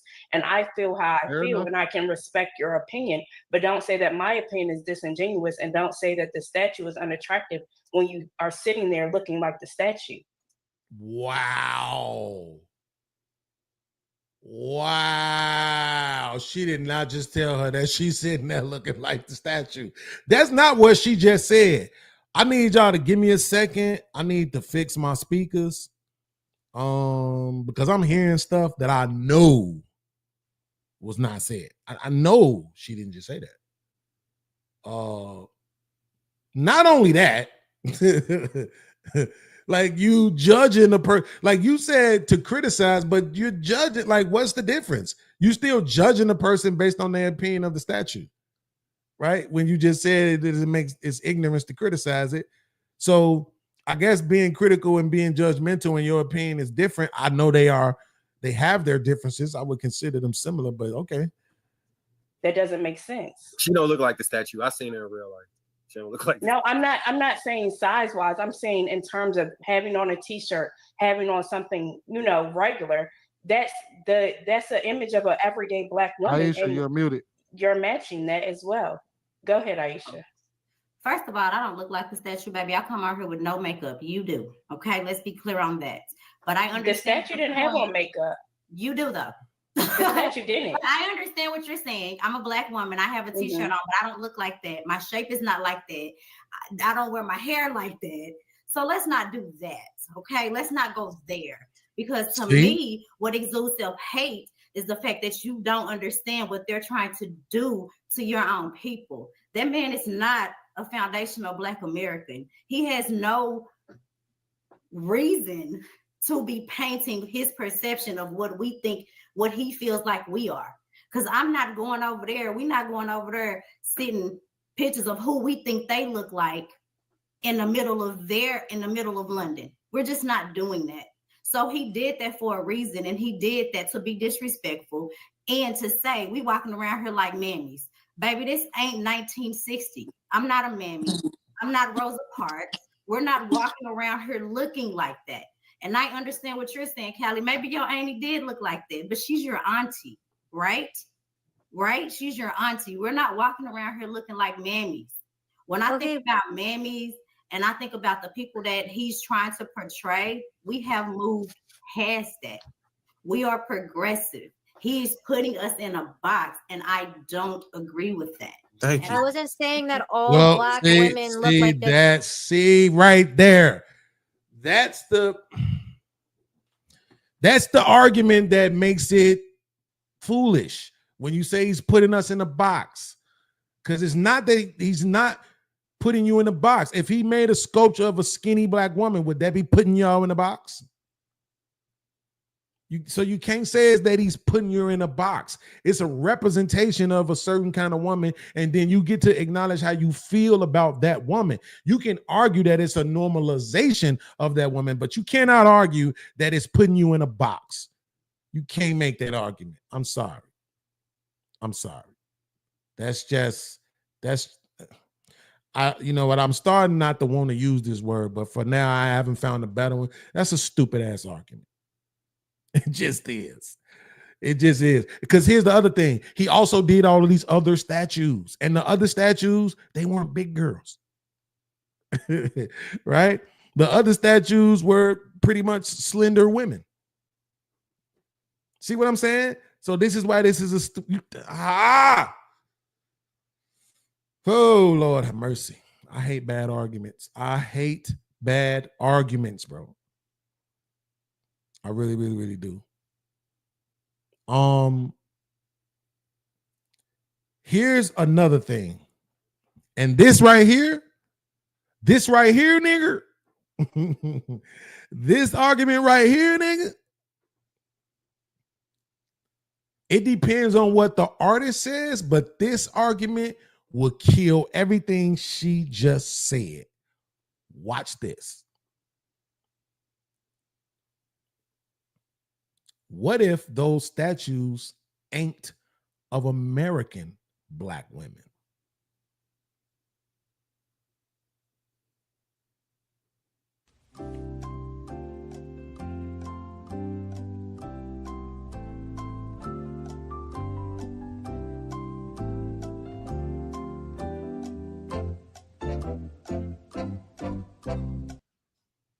He could make that argument right now.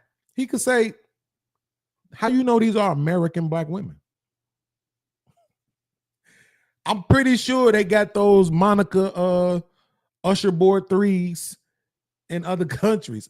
I'm pretty sure they got Air Max 90s in other countries, right? He's British, so I'm pretty sure they got Air Max 90s in Britain, right? I'm pretty sure they got jogging pants. I'm pretty sure they got weave. I'm pretty sure they wear braids. He could make the argument, how the fuck do you know that these are American black women? You don't know that, right? Unless they have read something that I haven't read, because obviously they obviously don't know about the other statues. I'll have to I want to give her grace on that, because their argument about putting y'all in a box was the stupidest shit. But they obviously don't know about the other statues. Hell, I didn't know about the other 4 statues until today. We learned about them shits together. I just knew about the 2, which is why it's 2 on the thumbnail, right? But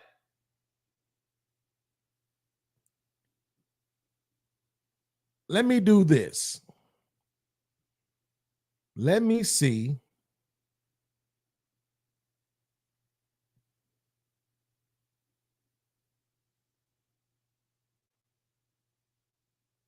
Okay, according to him, the exhibition presents 5 towering bronze figures that confront preconceived attitudes towards representation and identity, subverting structures of hierarchy while foregrounding the intrinsic value of the individual. I hate people who do this. This is what you do when you're in class. When you're in class and you're writing essays and you're trying to either impress the professor, right? Or overshadow whatever your essay might be lacking. And so you use these fucking words that nobody actually uses in real life to make these wildly overstated statements, right?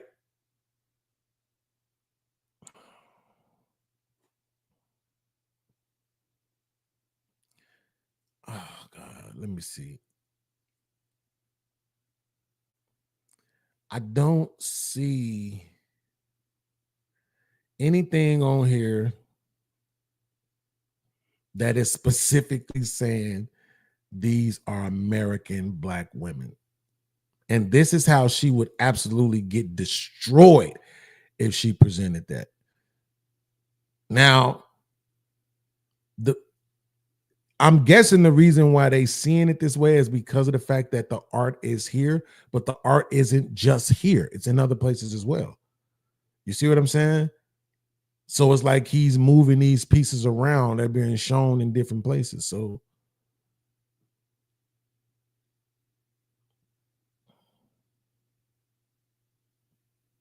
okay, so that is in another language. Let's see.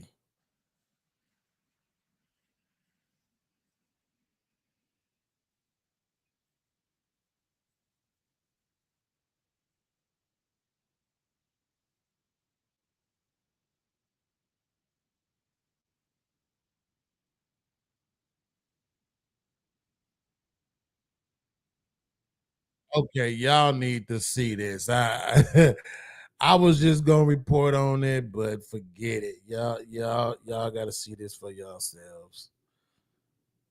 Okay. Which one was it? Which one was it? Which one was it? Oh God. Wait, which one was it? No, it wasn't that far down.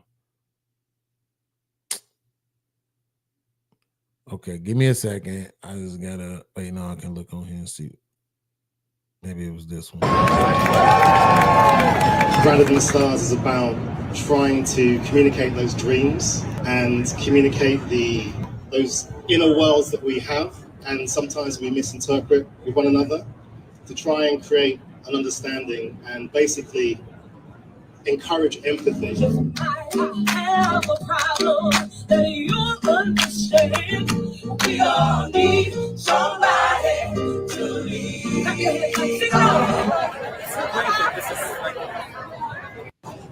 Times Square. Okay, so I mean, yeah. Encourage empathy and all of that shit. I don't know, man. Here's the other one. The one that's what she had on the Air Max 90s. I like that one. Ain't that bad. I ain't gonna lie. This one right here, this one ain't horrible. And especially once I started looking, or at least thinking about it through the lens of not sexualizing them, this one right here is not horrible at all. It's not horrible at all. She not fat. She ain't sexualized. She ain't ghetto. She ain't mean mugging. You know, like this one right here is actually, it's like that one tennis player. I don't remember her name because she doesn't get promoted as much as Venus and Serena. And I think she doesn't win as much as them either. But that may be one of the reasons why she isn't promoted as much. But I think it's because she ain't masculine. I think that's because she's really feminine in the face and she ain't masculine. I want to figure out what this one is, but I really was just trying to see if it's anything where he states specifically that these are American Black women, and I don't think he will. I don't think he will. It's called Grounded in the Stars. That's the name of it. Let's look that up real quick. Grounded in the Stars, Thomas J. Price.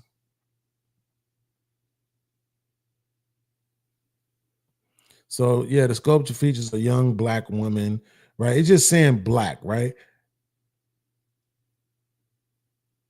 And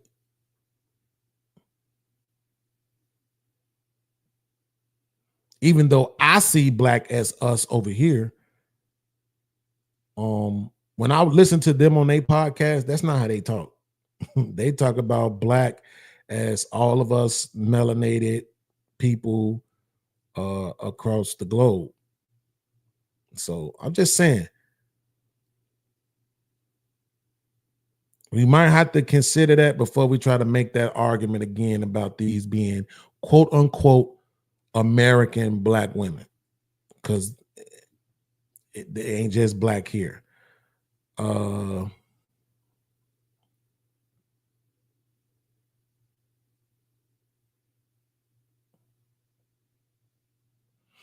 Yeah, see, he says that the intrinsic value of the individual amplifies traditionally marginalized bodies, right? So, like, specifically saying, or specifically presenting representation for those women who are shaped a certain way, not shaped like the toothpick, or not shaped like the big booty, big breasted, big hip women either. You see what I'm saying? I mean, but you know, if a person does those kind of sculptures, you know that it's intentional. It's not something where they were just closing their eyes and then open their eyes and that's what they came up with. Like it was intentional. It's a reason why they had on what they had on, why they were shaped the way that they were shaped, right? It was those are representation pieces. But he got everybody talking and he got everybody thinking. So technically he did his job. If we just being completely transparent and honest about it, I guess he actually did his job.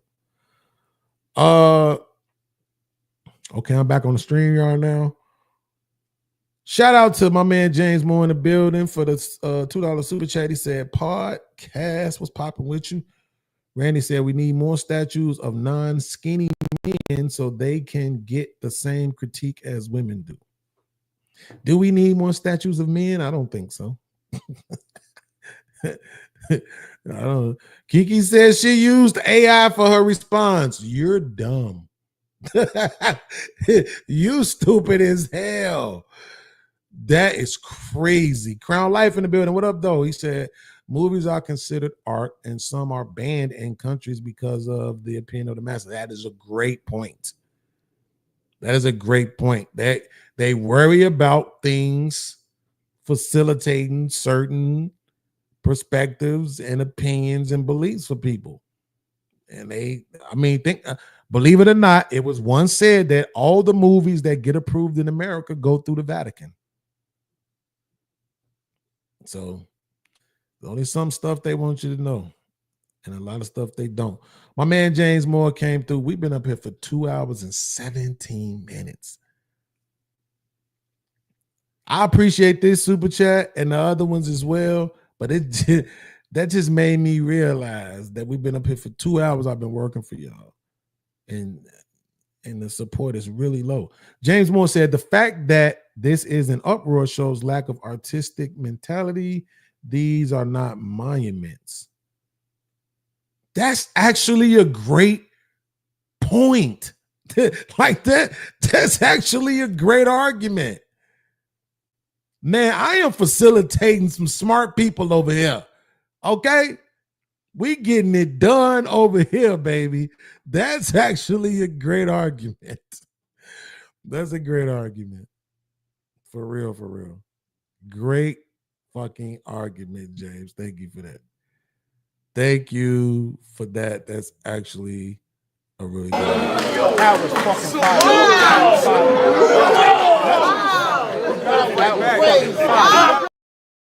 Yes, absolutely. That was great, bro. That was great. Okay. Damn, I forgot where we was at. She's not a black mother. Who's to say she's not an aunt? And I don't agree with that. Thank And I wasn't saying that. We have moved past that. We are progressive. He's putting us in a box, and I don't agree with that. Thank And I wasn't saying that all black women look like this or all moms look like this. I was just saying that there are, who's to say that she's, because I was just addressing that, because one of the person said that, oh, we want to see black mothers or this and that. And I was just making the statement, who's to say she's not a black mother? Who's to say she's not an aunt? It's just a picture of a statue. We don't know the context. We don't even know if the person who made she's not a mother. But that's why I made that statement. It was that because I was like, it does look like she could be a mother. It does look like she could be an aunt. Hell, any woman could, because why? Any woman could be a mother and any woman could be an aunt. Why would you dress her like that? Aisha, I do have a question for you though. Are you saying that black women don't wear box braid bobs? I don't know what that was on top of her head. It was a box braid bob. It was my first time even looking at it on here. So no. See, this is what I mean, bro. Like, look, shout out to all of the platforms. I mean, I react to them, but you're not gonna get top-rated thinking, top-rated debates. Not top-rated, I'm sorry, top-level thinking, top-level debates. When you have certain standards for your panels. They can say whatever they want to, whatever they think about me. But if I'm watching these videos in real time, right? Because this is what I usually do. I usually don't watch more. I average about 45 seconds. I see a title, seem interesting, look at it, give it about 30 to 45 seconds, and then I log it. We'll react to this. If I'm not doing none or watching nothing else, I may watch something and watch more minutes of it. But then I really don't try to watch all of it, and you know what I'm saying? Because I want to be able to react in real time. So when I'm reacting in real time, I'm hearing this stuff for the first time. And you understand my ability to critique like that? Do you understand how I don't even want to brag because I'm not trying to brag. I'm just saying, like, fuck y'all panels, man. Like, y'all, look, y'all don't look. It's insane how I can break these panels down most of the time. These arguments that they have and are so uninformed, uneducated, so fucking below their intellectual standard. It's ridiculous, bro. It's ridiculous. Even her by saying, oh, this is the first time I'm seeing a statue looking like this. So you don't know anything about it. Everything, and you're making statements about it as if it's rooted in fact, or if it's not rooted in fact, but rooted in like as if it's an educated opinion. And it ain't even an educated opinion. You're just giving us feelings. Who the fuck wants that? Why do I want to sit up and watch y'all feel all day on a panel? I can't learn nothing that way. Maybe it's entertaining for some, but that shit, I'm sorry. I ain't even mean to throw shade at the panel like that, but fuck this panel. Like in real whole life, bro. Like it gets to me sometimes when I just realize like they ain't even where I'm at and these niggas scared. Shout out to my man Crown Life for sending the $5 super chat and supporting the stream. Thank you very much, man. I do want to play this whole video before we get to the next video. I want to play the whole video from earlier. I'm supposed to be doing a short to this video anyway, so maybe if I watch it now, I can just clip it and make it a short. But because she has a really good message in this video, so let's go back to this video of my homegirl Takara.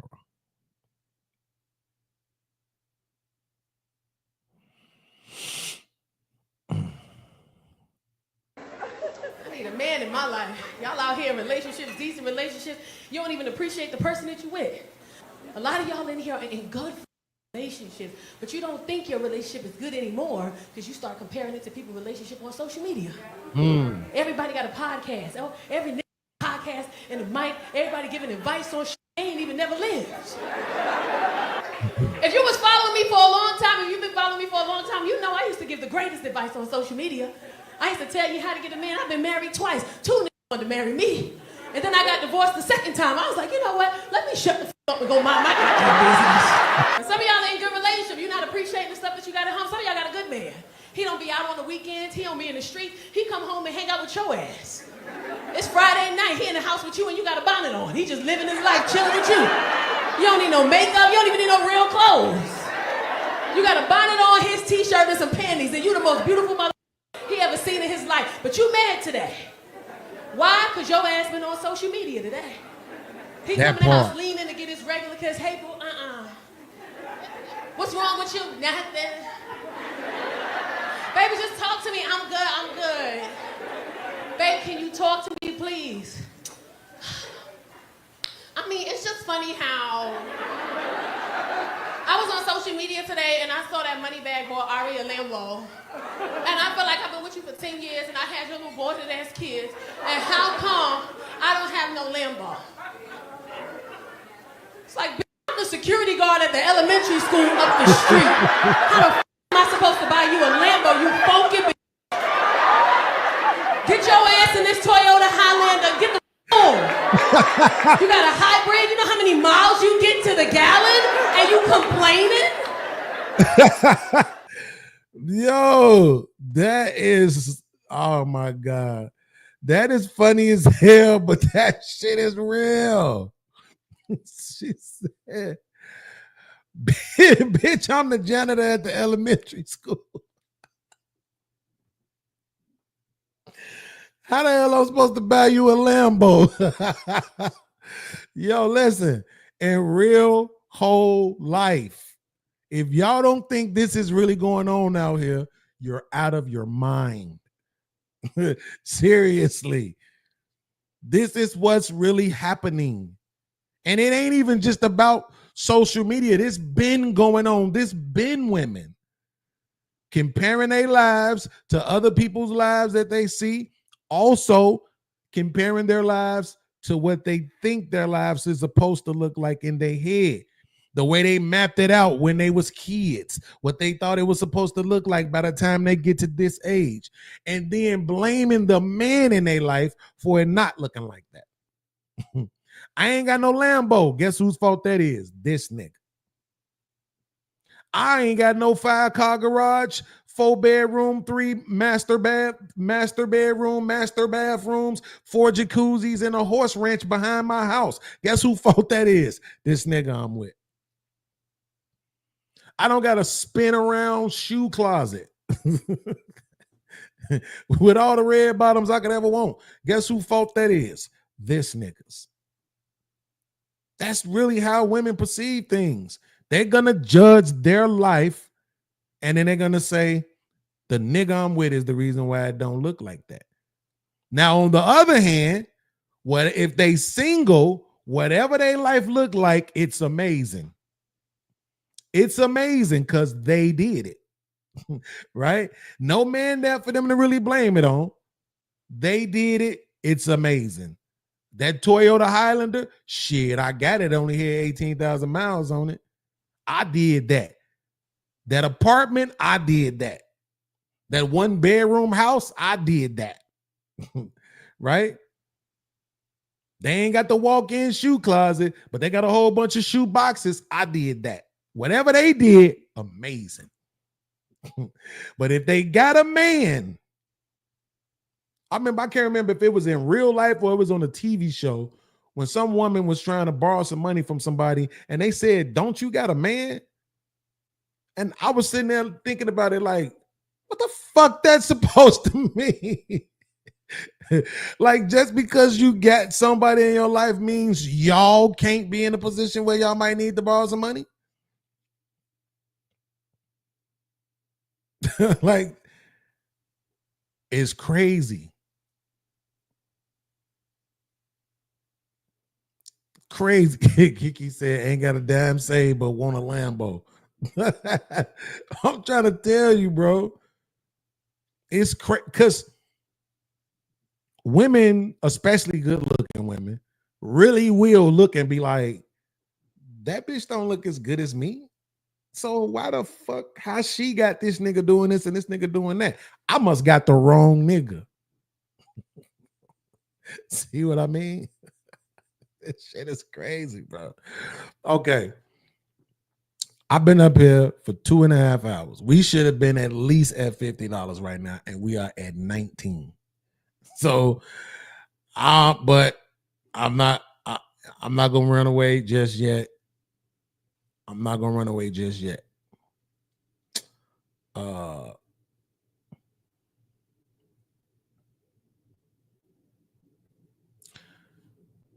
think this is actually meant to be a good transition piece right now to go into this particular video. That's on the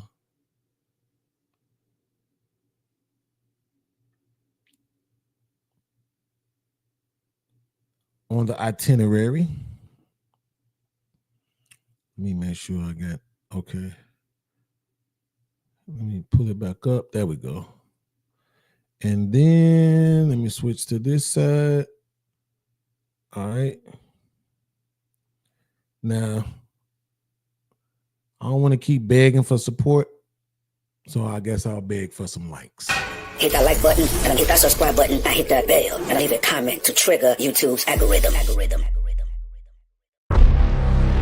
Round 2.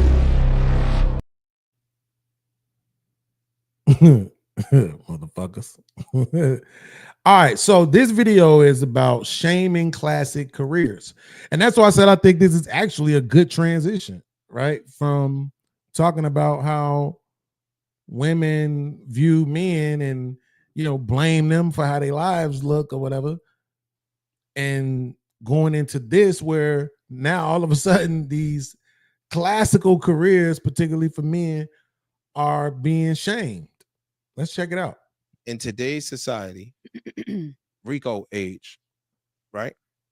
If you're a fireman, if you're a police officer, if you're a principal, if you're a guidance counselor, those are bum jobs today. It's wild.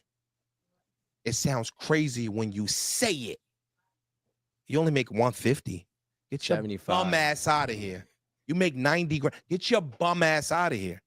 These are jobs that held society up since society's been around. You're a principal. How much they make? 150? 130? You still struggle. Get your bum ass out of here. You understand what I'm saying? Think of like firemen, police officer. Y'all got hella fires out here. Bro, these are not quality jobs. These are careers. They're not quality careers no more based on the financial requirements being set forth by society. Well, if I look at it from a teacher standpoint in the education in New Jersey, New Jersey was one of the most or highest paid states when it came to education. And I do know that there was different laws that were in place where the top wealthy areas had to have an equivalent to the same amount of resources as the bottom. So they started funding the bottom schools to bridge the gap, right? So the real issue is everything else. I don't really think it's the fact that it's the jobs. I think it's the fact of the cost of living. For example, I just seen an article that said in order to have a comfortable living in like the top states, New York, New Jersey, California, you have to make with the child, you have to make $300,000 of household income. Cool. Okay. Captain Obvious. So of course, the statement that I don't think is necessarily the jobs, it's the income. That's the point, right? The point is that these particular jobs used to be the jobs where if you got those jobs, you was the man. Firefighter, super respected. They got TV shows about them. Police officer, I mean, as far as being a provider and head of household, respected. They got TV shows about them. Teachers, principals, respected. They got TV shows about them. You see what I'm saying? Like, and that's the point, is that now, if you're looking at those particular jobs and they ain't paying all this extra ass money, now all of a sudden the jobs themselves, women are turning their nose up at that. Right? Now they're about to go into this conversation really quickly. I don't know how long it lasted because this is where I actually stopped my review when I first checked it. I watched to about right here. So I don't know what was said after this. As soon as he said the 300,000, I was like, oh shit. And I just thought, I was like, okay, yeah, I react to it. Because how many people make 300K? This is where I think at some point, when we try to put certain things at women's feet and say, ladies, it's up to y'all to fix this. This is one of those things. This is one of those things because this shit is dumb. There's no way you can say to a person, you need to make 300K when 90% of people, more than 90% of people in the country don't make that. And 90% of the people ain't starving. 90% of the people ain't homeless. 90% of the people got cars, 75-inch TVs, iPhones, Jordans.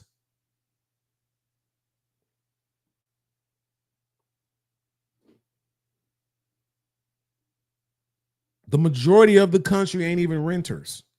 That blew my mind when I read that statistic. It's still hard for me to accept it. So that means the majority of people actually own homes, and the majority of people don't even make nowhere near $300,000.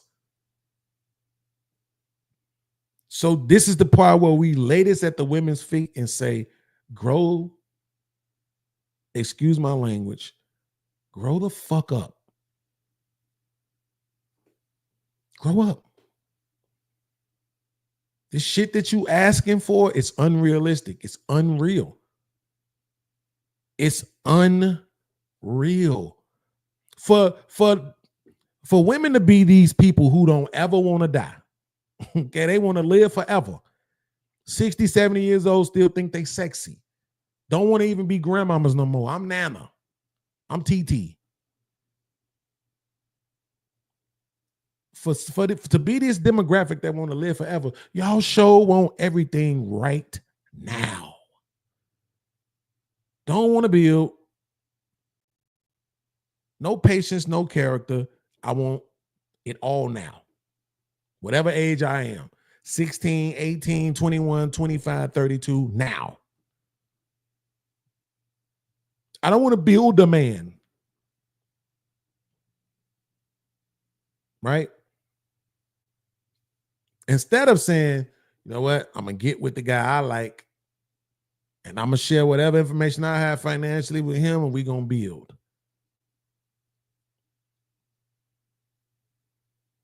The smart way. We ain't got to jump right into this shit. I met you yesterday. I'm pregnant tomorrow, right? We can put that to the side for a little minute, stack this bread, set ourselves up, get all our investments together, and then start having kids. And I can sit back and raise these ragged ass kids till it's time for all of them to go to school. And then I can take whatever, work from home type of position I put myself in and step up to the plate on that and do some more investment, get into real estate, something else, right? That I can schedule around my time to make sure I'm available for my kids and my family. This is not hard really to do. You know what I'm saying? It's just that everybody is fucking selfish. And now all of a sudden, no man is good enough. Niggas ain't good enough in looks. Niggas ain't good enough with money. Niggas' dicks ain't big enough. No man ain't good enough no more. You got serial relationship women. You got serial engagement women. And you even got serial marriage women. Women that's been married 2, 3, 4, 5 times. Engaged 2, 3, 4, 5 times. Relationships over the course of 10 years, 2, 3, 4, 5.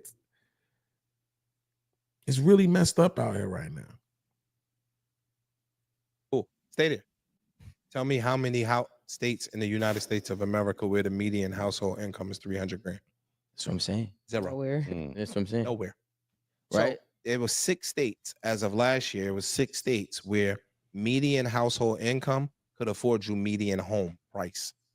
Only 6. Mm-hmm. If you just took out Iranian Americans, how many of them may be here? Right. They all live in million, Detroit. if a million. 7 million. Yeah, you get what I'm saying? Like 1.5 million, 2 million of them. So if you got one that's mega rich, it's going to skew the number. Whoa. You get what I'm saying? Like if you took only 6 states where median household income could afford you median home price. Only 6. If you just took out. That's a crazy. Wait. He said only 6 states did the median income could afford the median house rate, right? That's what he said. I want to make sure. It was 6 states as of last year. It was 6 states where median household income could afford you median home price. Only 6. If you just took out Iranian Americans, how many of them may be here? Right. They all live in million, Detroit. if a million. 7 million. Yeah, you get what I'm saying? Like 1.5 million, 2 million of them. So if you got one that's mega rich, it's going to skew the number. Or even if you got what I'm saying? Like if you took out Bezos, if you took out Warren Buffett, if you took out Gates, if you took out Ellison and the mega rich, white people numbers go, shoo. Their numbers are being skewed because these niggas just got. So if you had, you make 100 and I make nothing, our average is 50. These niggas is just a different type of rich. So it's pulling all of the white weight up. Yeah.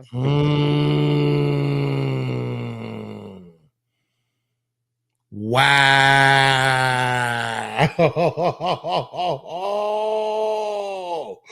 Oh. Where is Mr. Fantastic when I need to checkmate him? Because they always running around yelling this black people at the bottom of the totem pole bullshit. Right?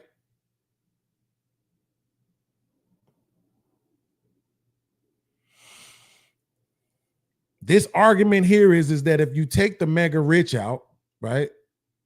Because I don't even necessarily know if they are included in the BLS statistics, because the BLS statistics is about employed people. And I don't think those guys have employment status. I think they fall under that 40% unemployed status because some of those in that 40% are actually entrepreneurs and business owners.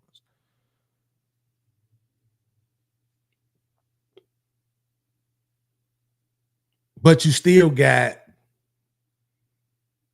some people that are employed. I think they said the athletes are considered employees.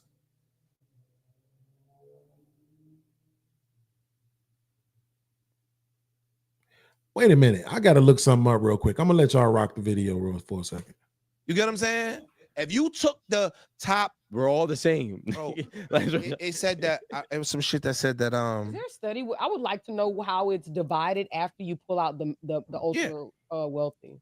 Damn, I had it. It said that the billionaires, the white billionaires in the United States, account for all of the black wealth in the country. Oh, yeah, I remember that. Nigga, just the billionaires. That's wild. Then it said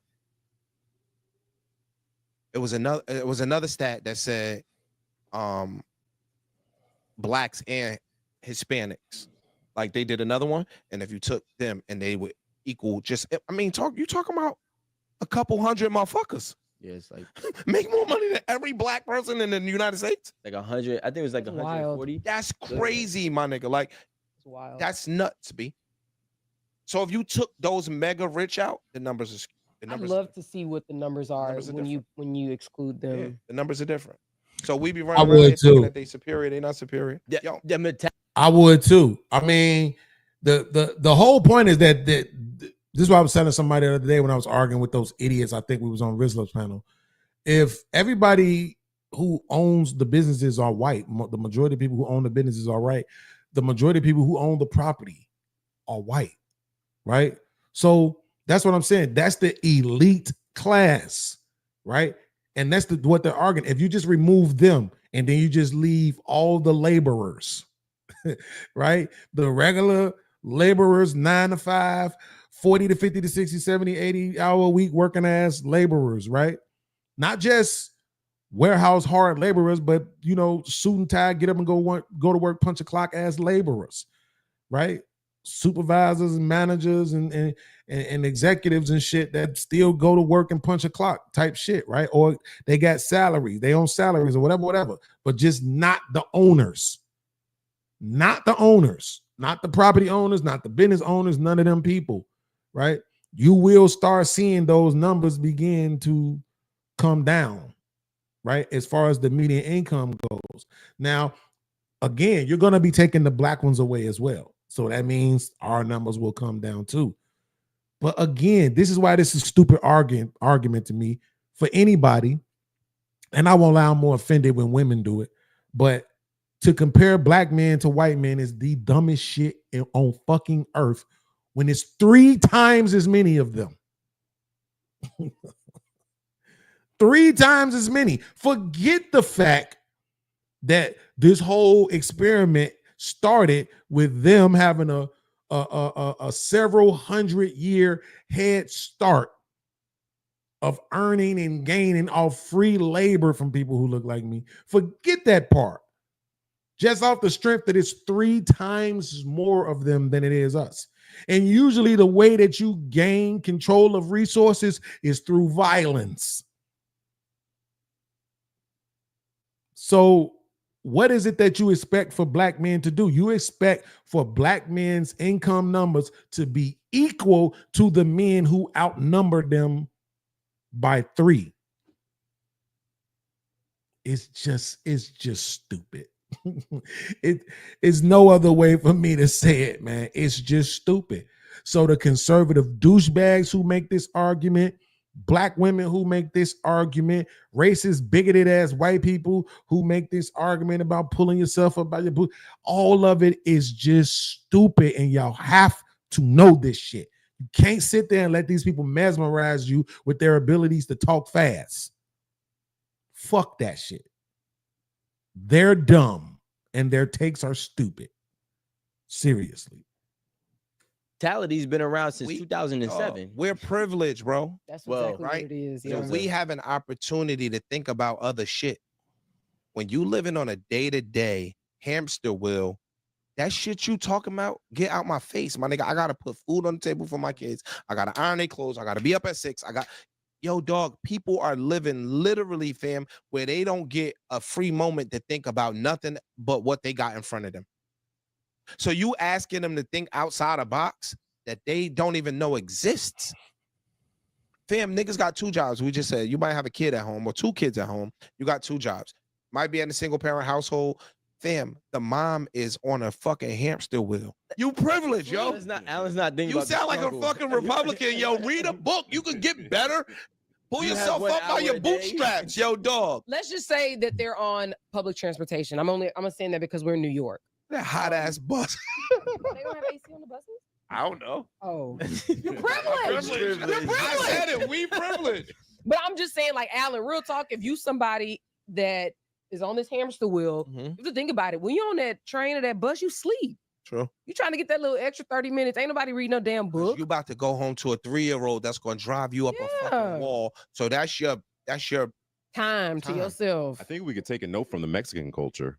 Honestly, I'm not even being funny. How? Because since I delivered to all warehouses, and most of the employees are Mexican. That's a and fact. that is their first job or second job. Mhm. Like, they just run shifts all day. If the government would actually would respect them and ask them how they do it, or like we would take a note from how they do it, we would see what you're talking about, like how to get out of it, because they don't have those privileges that we have. But they, Bro, I'm trying to figure out why it is that we keep trying to make this argument in 2025 that somehow black people ain't shit and need to take some sort of note or message or learn from anybody else. Like, what the fuck are we talking about? The only thing that the other races do more than us and better than us is marriage. That's the only thing they got. The only thing they can hang their hat on and say we're better than you Negroes at is marriage. And the truth of the matter is they asses getting divorced too. And their marriage rates have plummeted. The last time I checked, if I'm not mistaken, the last time I checked, Hispanics actually are under 60% at this point.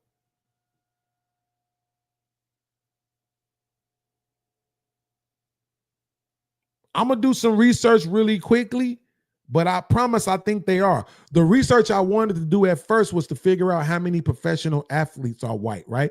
Because when we think about sports, we think, man, black people got that sold up. I'm looking right now. Multiple websites are reporting that as it pertains to professional athletes in America, more than 70% of them are white.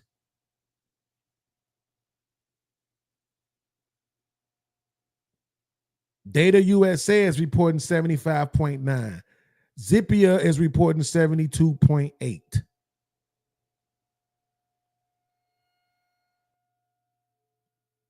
I don't know what I hope y'all can't hear that noise.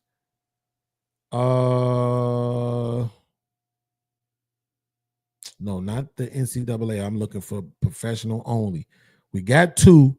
I'm just trying to find one more that's talking about professional athletes and giving us a number. No, that's the same thing. Zippia 72.8. I just want to get one more. Okay.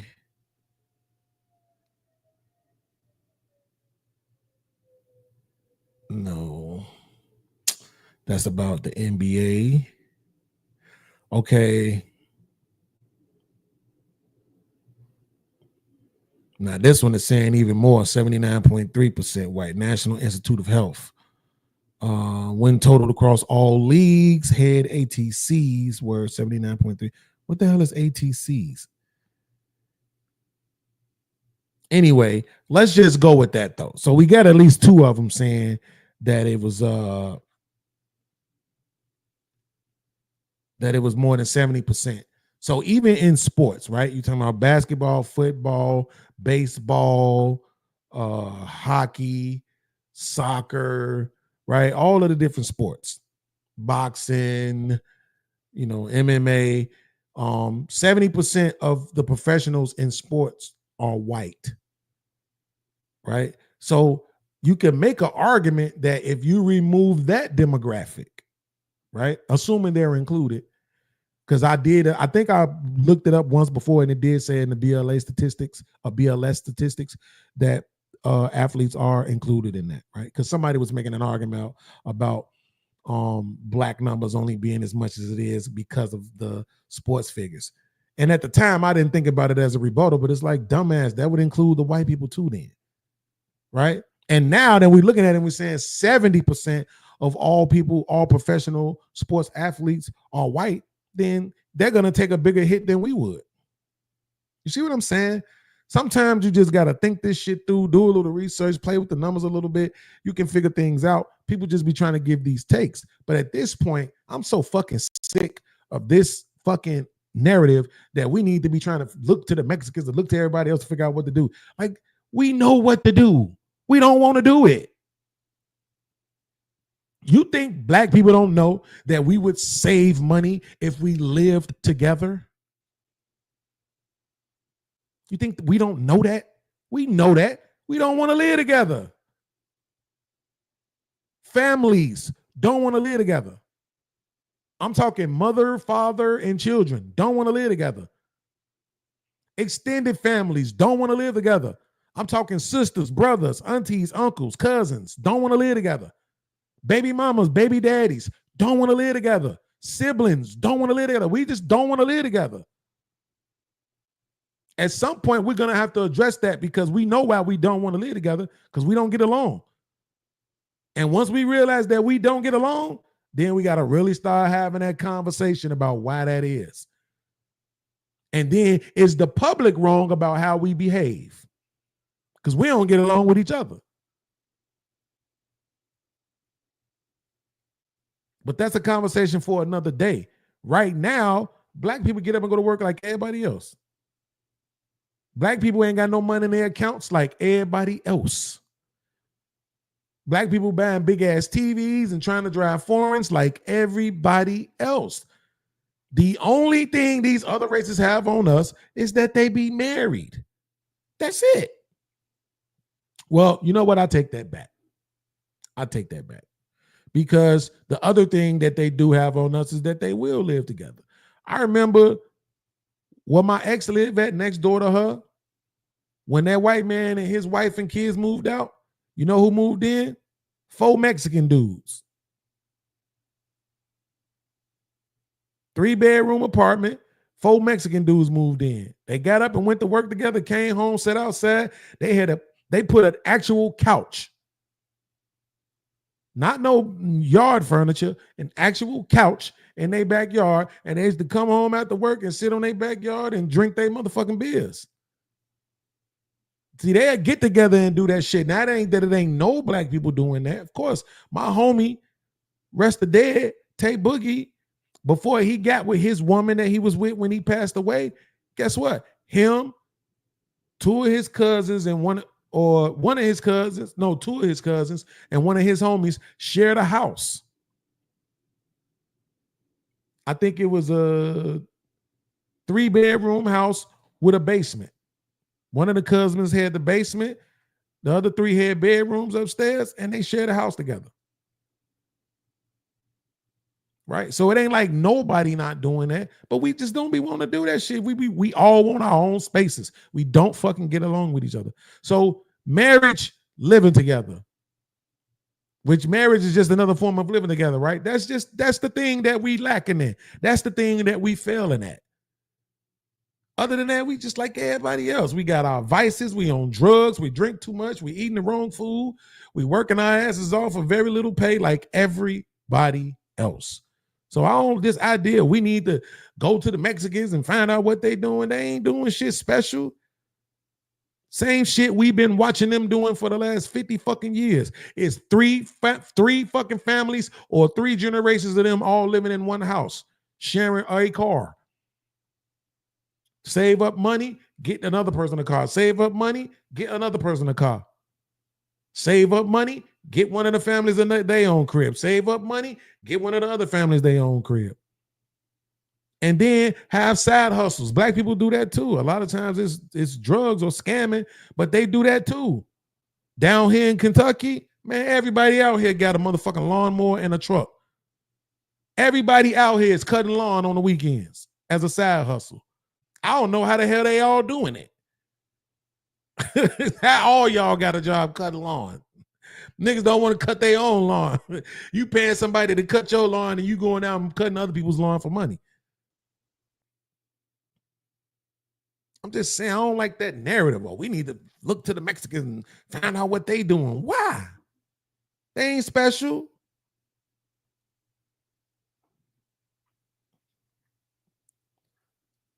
Let me get to these cash apps. Let me double check, make sure we don't got another one. Okay. Salute to the one and only James Moore in the building for supporting the stream with the cash.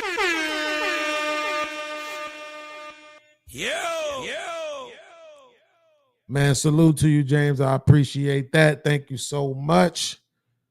And now we only fit $16 away from where we should be at the 3-hour mark. We're 2 minutes away from the 3-hour mark, and we only $16 away from where we should be. So that's pretty good. And shout out to the homegirl, Kiki, in the building. They not like us.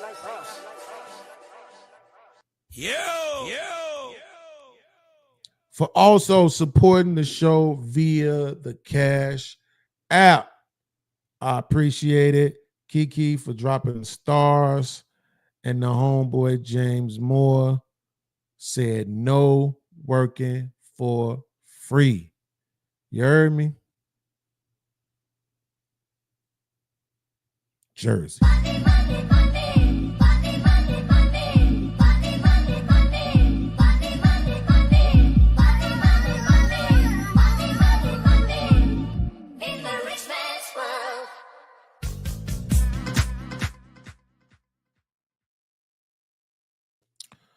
My homegirl Crystal said, I don't want to live with my siblings. There are 6 of them. They all have families and are married. We're not trying to live on a compound like one big blended family. And you know what's sad about that, Crystal? Is that y'all should. I'm not even gonna lie. Like, that actually sounds awesome to me. So you thinking bigger than I was thinking. Because like I said, the Mexicans they go get a house. And it'd be 3 generations or 3 families in that motherfucker until everybody end up with a Ford Expedition and their own crib. You know? And somebody gonna start up Velasquez and Sons Mufflers. Right? So, but you know, the thing about it, because you talking about a compound, and the thing about a compound is, shit, you ain't got to see nobody if you don't want to. Right? Like, shit, we learn how to stay away from each other in 2-bedroom houses. So when I say y'all should, I don't mean y'all should. I shouldn't say y'all should, because I don't know your family like that. But I'm just saying, like, you saying everybody married and all that, that's a different ball game. But I'm saying if people are struggling, you know what I'm saying? If people are having a hard time of it, if, you know, somebody said yesterday, I think it was Eric or somebody in the chat said, man, people don't even have $500 saved in their account if something go wrong. You know, like literally $500 in their savings, you know? And it's just the real. Most people are living and working paycheck to paycheck. You know what I'm saying? So if I told my little brother when I was trying to move back to Chicago, I said, man, look, I know you're struggling. Things was going hard. He was on his way out the door from his job and shit. I said, even though I didn't want him to, but I said, do you want me to try to find a crib, a 2-bedroom or a 3-bedroom so you could come stay with me? And he was like, man, I ain't even gonna lie, bro. I appreciate it.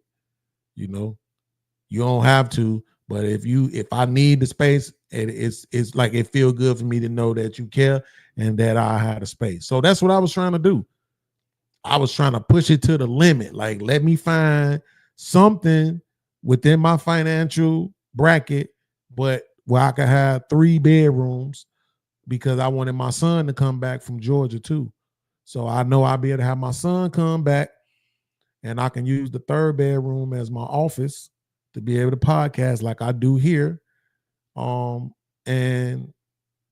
if my little brother need to come and stay with me, then he can, because in 2013, the end of 2013 and beginning of 2014, I needed a place to stay, and he let me come stay with him. His bedroom, and my little brother is gay, so I ain't gonna lie, that was not easy for me to do, because I'm uncomfortable around that shit. But his bedroom was always at the front of the building. My bedroom was always at the back of the building. When I was there, I went in my bedroom, closed my door. You know?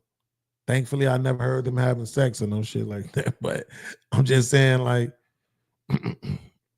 he could have been like, no, man, even though I'm his big brother, you know? And then I ended up taking the apartment upstairs, which was kind of awesome. It was the first time I had my own apartment. It's a huge ass apartment. And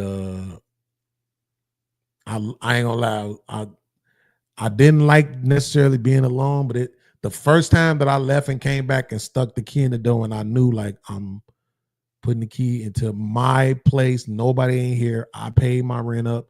I'm good. You know what I'm saying? Like, it did feel good. So, and now it's like, I know I really don't want nobody to live with me except for my woman. But if I had to, or if it just made sense, what else would you do? And that's why I was telling my brother, like, I'll try to figure it out. So when I come back, it's like, okay, look, now you ain't got to worry about paying me no rent right now. Stack your bread for the next 6 months and then get back out there and do it on your own again and have another go at it. Put your plan together, figure out what you're going to do. You know what I'm saying? Maybe it might take a year. But if you ain't paying no bills and you got money flowing in, you should be able to stack. You should be able to say, fuck them cigarettes, fuck that weed, fuck that alcohol, fuck whatever your vices is. Go to work, come home. Go to work, come home. Go to work, come home. 6 months of that and putting up all your money, man, you should have some bread. You should have some bread. At a minimum, you should probably have about $12,000 at a minimum. And that's a good launch to start over with 12 bands. That's a good launch. Right? So I'm just saying, we don't, as Black people, I'm glad you said that though, Crystal, but it proves the point. People don't like living together. They don't want to live together. They don't want to live with their siblings. They don't want to live with their family members, cousins, nothing, man. Where it would make more sense to do it, even if it was just for a certain amount of time, to just put your pride to the side, put all the bullshit you don't like about each other to the side. You smoke weed, don't nobody else smoke weed, nigga, go smoke outside. Right? You a Christian, ain't nobody else a Christian. You like church music, go listen to that shit in your car. Like, you know what I'm saying? Like, just put your shit to the side and get your shit together. Crystal, you silly as hell. Only 2 of us can drive a stick shift, so they can't drive my car. That is funny as hell. I damn sure don't know how to drive no stick. Beanz Live said, yeah, I feel you, Beanz. I would like my family to huddle up more, but it was so much class separation issues. My hood family didn't want to cooperate. My middle class relatives didn't want to link up either. Yeah, once you get to a certain age and a certain kind of comfortability of lifestyle, it's hard to change that. That's what I'm saying. Like, right now, I know I really don't want nobody to live with me, including my son. I don't want my son to live with me. You know what I'm saying? Like, if I could Thanos snap, I'd just Thanos snap him into his own space. You know what I'm saying? But I feel like it would be better for him and me, because him being here is going to make me be way more disciplined. What is gonna make me be able to deal with my issues more, because I know I gotta step up to the plate and make sure I'm leading him the right way. Because that's what parenting is. If you take away a lot of people's kids, you will see the real them. For a lot of people, it's a lot of people right now that get up and go to work every day. You know why? Because they got a kid or kids. If they didn't have those kids, they'd be in the streets, running around, trying to have fun, trying to be 26, trying to be 32. You know what I'm saying? But because they got that responsibility, you know, that's why I hate when people's like, oh, it's a mother's intuition and mother think. It's like, no, it ain't. If you give fathers their kids, you're gonna see the same thing from fathers that you would see from mothers. Period. You're gonna see the same dedication. You're gonna see the same dedication. Because that when you wake up and you know they there and you know, oh, my responsibility is right here. I'm accountable for these lives. That changes you to some degree, you know. Let's see what he's talking about and the rest of this clip. And I think we're gonna have to do the other video. We might have to do that one tomorrow because I got a headache for some reason. It's been here since yesterday. It won't go away. It went away for a little minute and now it's coming back again. I don't know what's going on. Maybe I need to drink some water. And I gotta find out what's going on with Walmart because they sent me an email telling about my order was canceled, which is dumb as fuck. Like I finally tried to take advantage of them, their delivering thing, and then I place an order, and then now they talking about they had to cancel it. Like, why, motherfucker? Damn. I don't want to have to go outside. I don't want to have to drive all the way to Walmart. But I need to go get some food so I can stay out the restaurants for a little minute. But enough of me. Back to the video. They also coming from they have a more they have a reality of what life could be like privileged. To compare that is not here. They know what it's like to be in a different country. Is in America and be clear. The longer they stay here, their mind state shifts. Yeah. Like I've owned a construction company for 20 years. Fam, some of them niggas are spoiled as fuck now. They came over here because again, you got to think what some of them are coming from is literally a compacted dirt floor. Yep. Like they sleeping on a dirt floor. So now they come here. Some of them, I remember like you go in basements and niggas just got sheets hanging up and it's a cot and a dresser. So a lot of them, they take their money every day with them because they can't leave it in the spot because the niggas steal it. Right. So they carry their whole net worth around on them at some time. But then that grows. Now they got an apartment. Now they might just be renting a whole room. Now ain't in the basement no more. They renting a room. And that grows into an apartment. And then this and that. Bro, they start to get lazy as a fuck and entitled, just like everybody. The human nature here in America is relaxation, ease of you, like, you know what I mean? Like Please, rest. It grows onto them as well. Like rest be death. That doesn't exist in India though. I don't know. Have you ever seen India? No, I've seen the street. It's coming because we building up the infrastructure. We had this conversation off top. In India shut now. down. So my homie was over there like 2 months ago.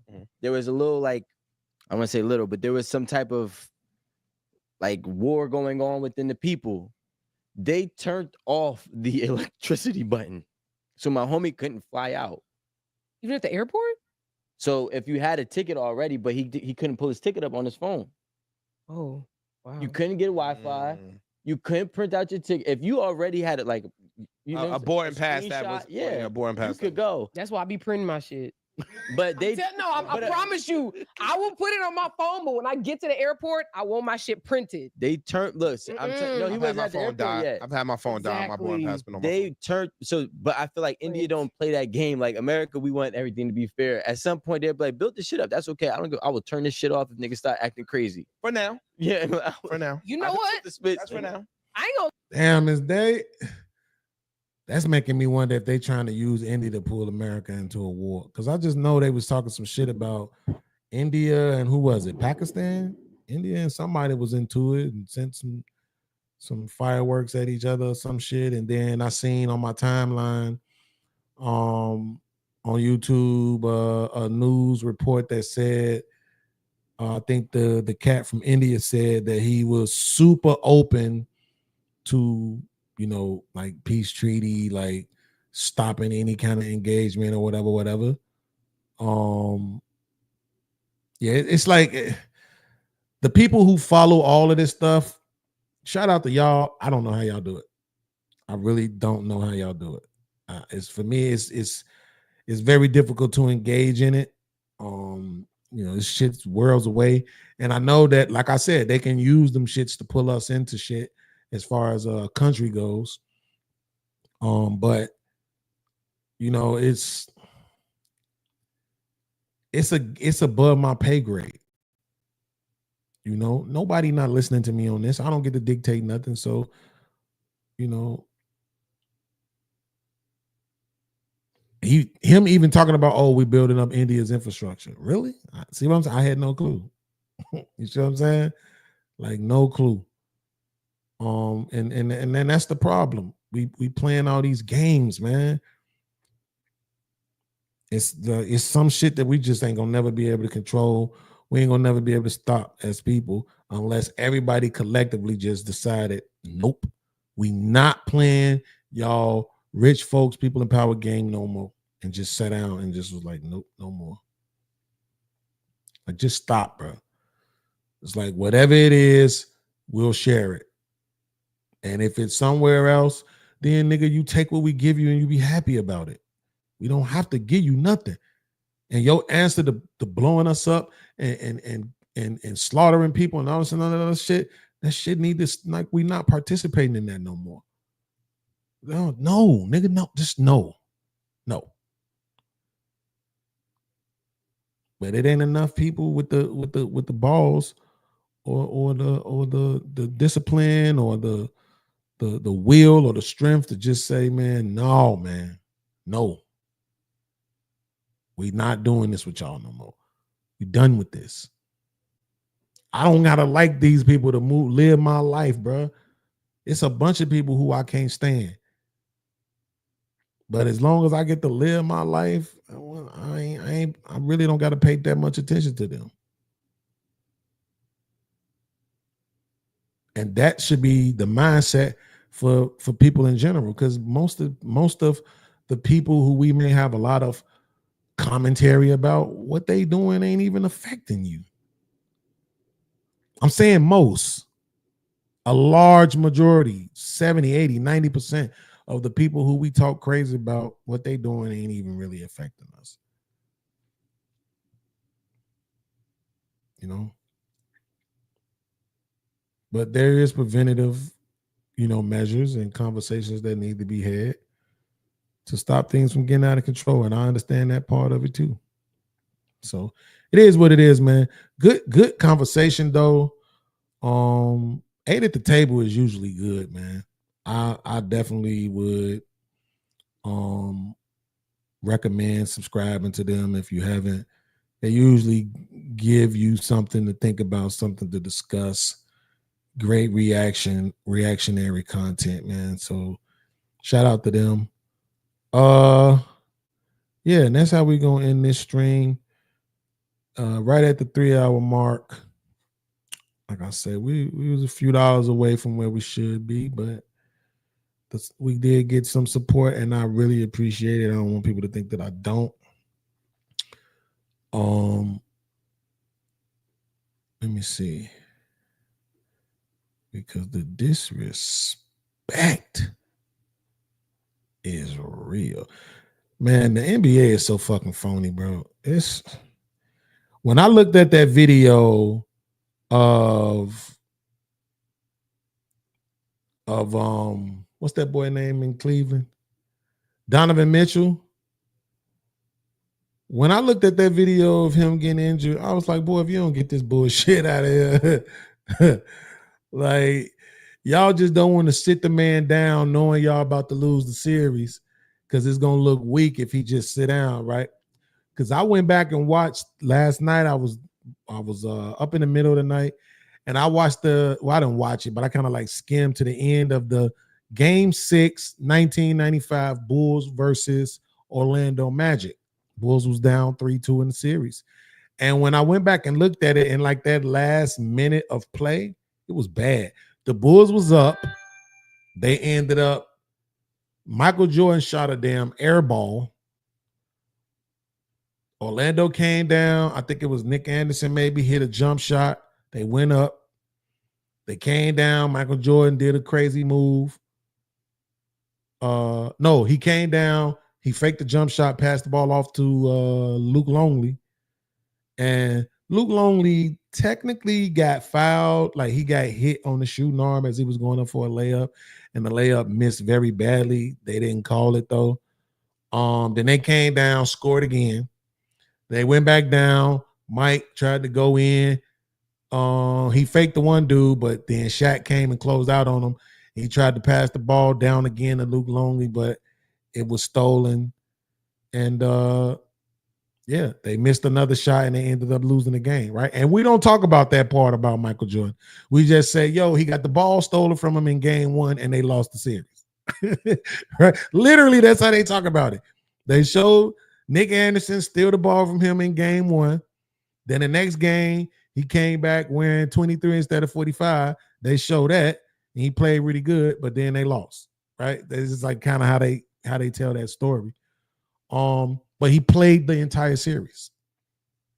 These niggas now be knowing the series is over, they ain't gonna win. Oh, ankle, oh, knee, oh, hamstring, oh, thigh, oh, stomach, oh, eye, pink eye. Like it's always something, right? Even last night, man, when Tatum went down, I mean, how many people are gonna have? Because that looked like the same thing as Dame. That looked like the same thing as Kevin Durant. That looked like the same thing as all these people this year alone who have had these quote unquote Achilles tears. All of them. Everybody Achilles is tearing, but I'm supposed to think that shit's coincidental? No. No, even if it is, I'm not accepting it. You ain't gonna convince me of it. Nope. No, sir. And this is why I said last night, I was so glad that New York had already came back and taken the lead, and you could see already the momentum was in their favor and they was gonna win that game. Jason Tatum or not. Him, Jason Tatum, and Brunson was going back and forth, buckets for buckets for buckets, but they had came back 9-0 run, then took the lead and was up a few points before Jason Tatum got hurt. So can't nobody say, oh, they only lost that game because Tatum went down. You a liar. The momentum was already in their favor. When Indiana went up on Cleveland, I started thinking, damn, are they about to let New York win so this could be old school Indiana versus New York again, right? Now they both up 3-1. Now both the teams leg injuries for their superstars. Like, come on, man. It's the only NBA we got, so it is what it is. But fuck them with this bullshit. All right, so I see.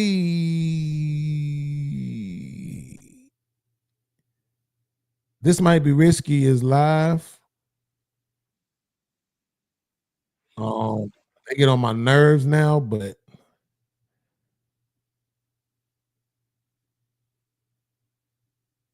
yeah, couple of people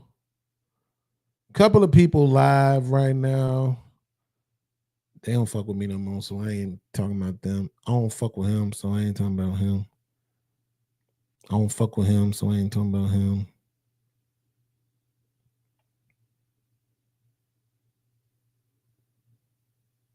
Yeah, I'm about to go get my water on. Oh shit. What's the boy name? Shit. Sharon live too. Okay, so Sharon is live. Hamp is live. So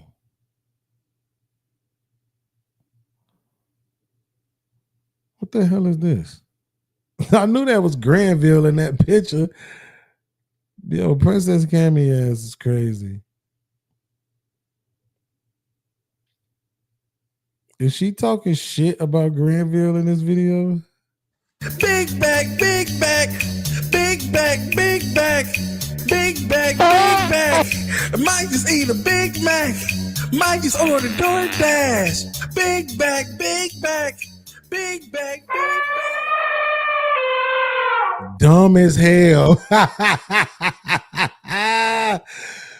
Dumb as hell.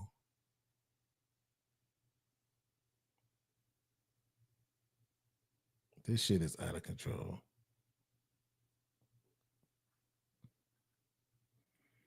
I don't even know what to say. I wonder if they into it or if because that sounded like him saying big back, big back. I gave up a lot. I gave up a home that I owned, that I personally owned myself. I gave up. I don't have to explain exactly what it is. I gave up. So back to let me finish my point. Can I finish my point? Why every time I get ready to speak, you guys want to interrupt me? Hey John, let Big John speak. I choose not to speak. Every single time I start speaking, y'all interrupt me. You right. Goodness.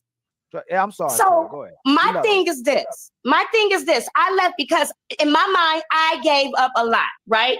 I gave up a lot. I gave up a job where I loved because he asked me to leave it.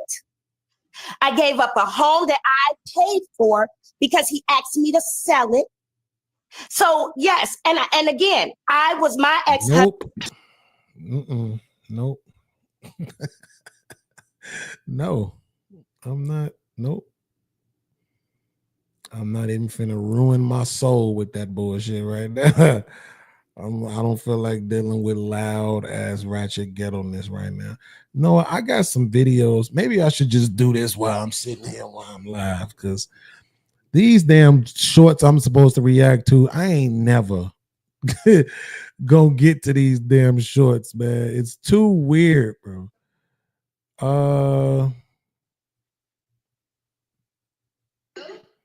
Okay, let me do this one. Where y'all wanna go? We go wherever you're going. Y'all wanna go with me? Yeah. House. Yeah? All three of y'all? Yeah. Make it a party? Yeah. Oh yeah? Let's do it. Sex party. Yes. Yeah. We as a foursome we're doing. You're like,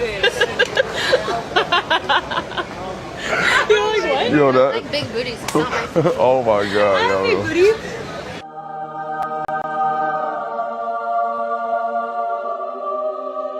Can you lift your shirt up? Wow, y'all trying to, are y'all, what? Y'all not wasting no time. So I'm just saying, right? I'm gonna be honest with you. Are they supposed to turn these women down? Like, I could make an argument that if this was 3 black women throwing themselves at, some tall guy apparently who may be successful, that we would be judging them and calling them hoes and bust downs and all this other stuff. And am I thinking about it the same way with them? No, I'm not. I'm gonna be honest with you. But that's because they're white women and I don't give a fuck about them. Right? Like, I wish black women could just understand this part. Right? Like, in our minds, they should submit to us in this way. They should be our sexual concubines. Right? Like, it is what it is. Are there sisters that we understand will be hoes? Yes, of course. But at the end of the day, if what I want for my wife is a sister, then no, I don't necessarily want to view the sisters in this way. It's that simple. You got to understand, if you're talking about relationships and marriage, then a man wants to view those women a certain way and not like this. So if you're asking black men to see black women as marriageable and wifey and the prize and all this other shit, then you can't move like this. And it's that simple. This is not even hard to understand. It's just not. And that's coming from me.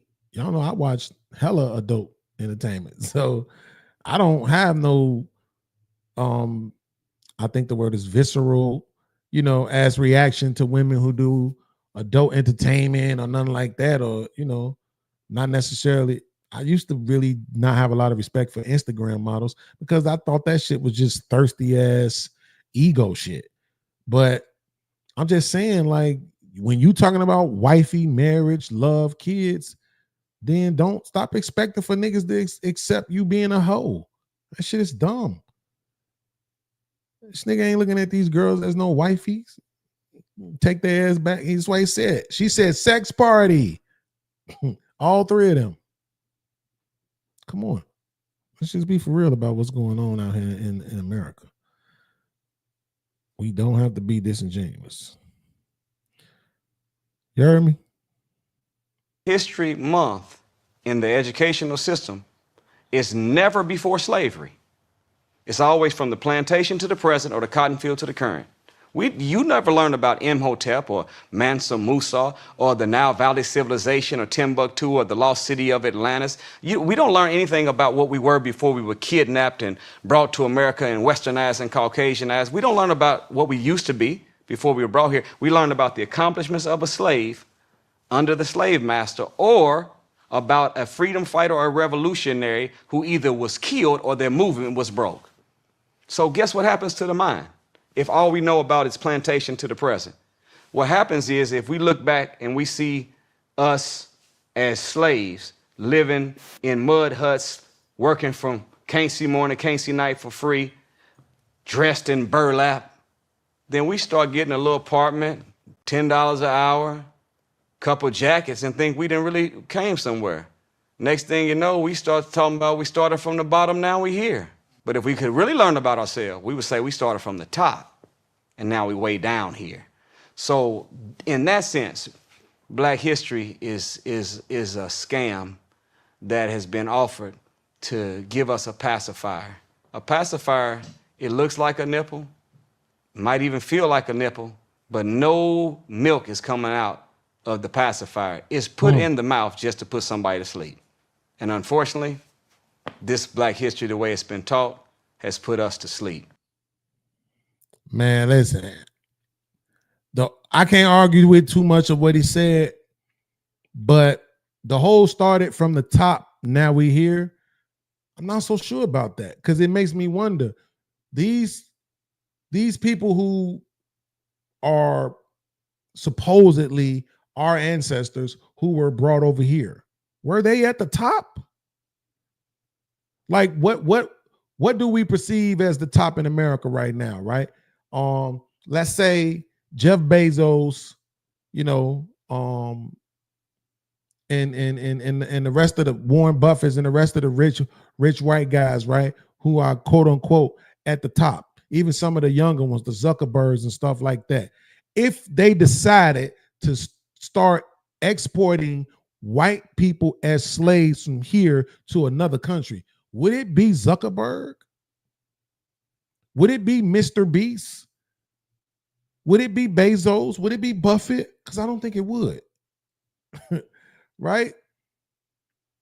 So this whole thing about we were at the top, why are they? Is that where they pulled the slaves from? The top? I'm just saying, if we're gonna tell the truth, we got to tell the whole truth and nothing but the truth. Right?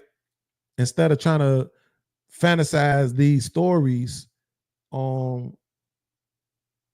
maybe it's a reason behind that, but you're not helping if you're saying one demographic, those white people in power, sold us half a story, and then on the other hand, you're gonna sell us a lie.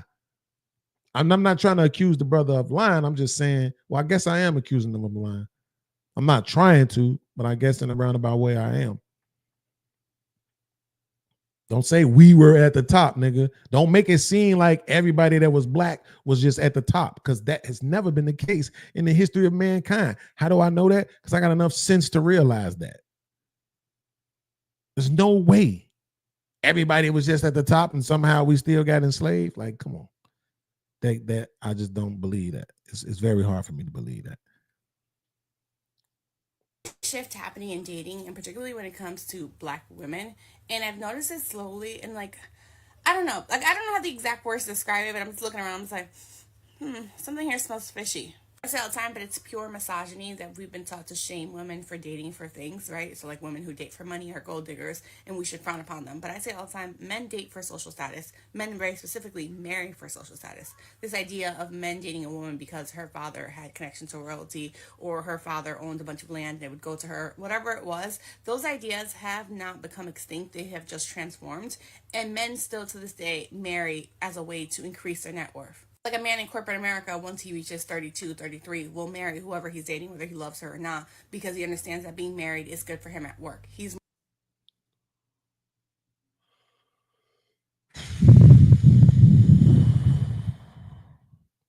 This is what I mean when I say everybody shouldn't have a microphone.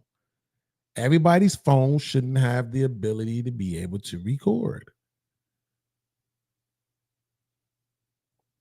The fact that you think that those two things are comparable proves that you shouldn't have a microphone and you shouldn't be able to record on your phone.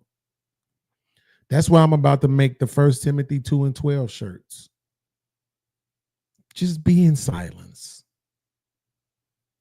Right? Me going and getting a woman because her father has resources versus me being married because being married, right, makes more sense from a professional standpoint is not the same thing. I'm not getting money because I'm married. That's not what's happening. I hate that they try to sell this narrative. I want to meet the man. Not no YouTube niggas. Not no TikTok niggas. I want to meet the man, the corporate man, random, not y'all uncles and friends who gonna say whatever you want them to say. Just the random married dude in corporate America and just ask him, hey, what was the main reason why you got married? And I want to see if he says to me, oh, because I knew I wouldn't be able to move up in the corporate world without a wife.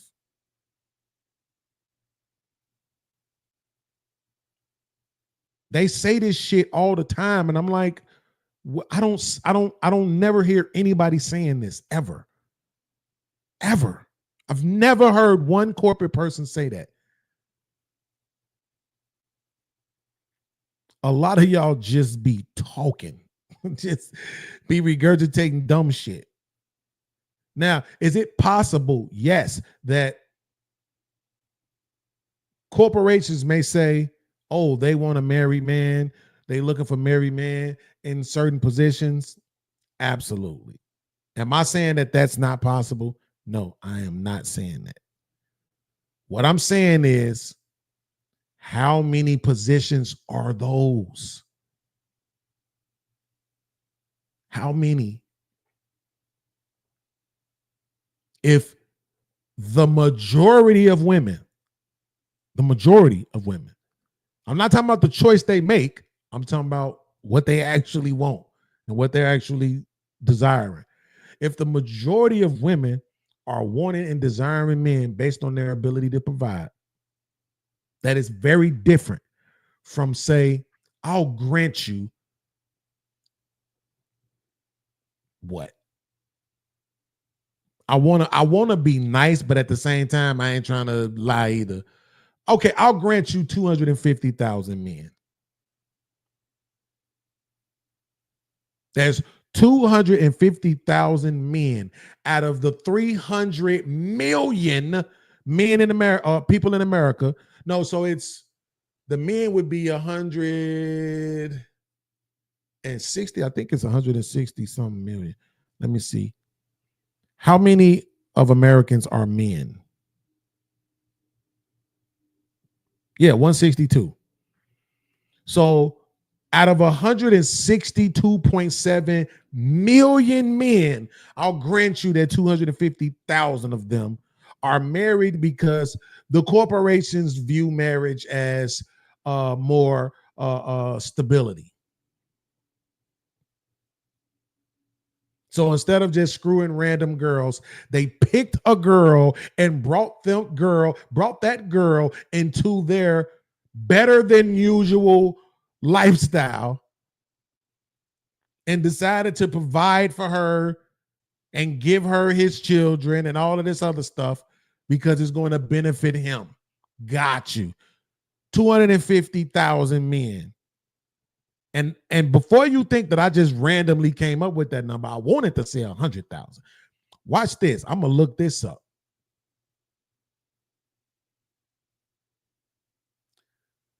How many executive corporate positions are there in America?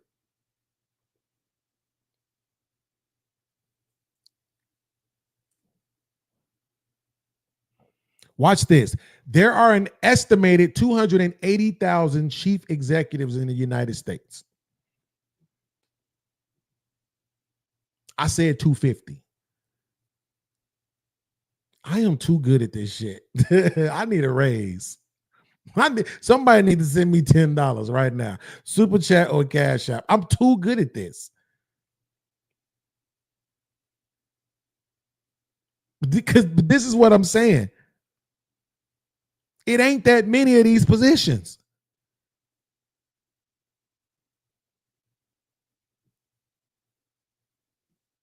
So when you say, oh, we shaming women for trying to get with men for what they could give, yes. Yes, because that's stupid. Yes. Yep, it's dumb. An overwhelming majority of men cannot provide what y'all want, what y'all desire, what y'all asking for. So yes, it's stupid. And imagine comparing that to a man providing for a woman, marrying her to provide for her. Imagine that, comparing shaming women for going after men for provision and comparing that to a man going after a woman to provide for her. Lady, if you don't shut the fuck up and get off the internet, girl, get this dumb shit out of here. I'm so tired of human beings. E3. It has been several years. Where are all the good men? I'm tired of being alone. I want to share my life with someone. I am just freaking tired. I want to be in love. I want to share my life with someone. I want to feel the joys. I want to have my hands held. I want to be held. I want to kiss. I want to support. I want to make coffee with that person. I want my person. I want my person. Why is it so hard to find your person? I'm tired.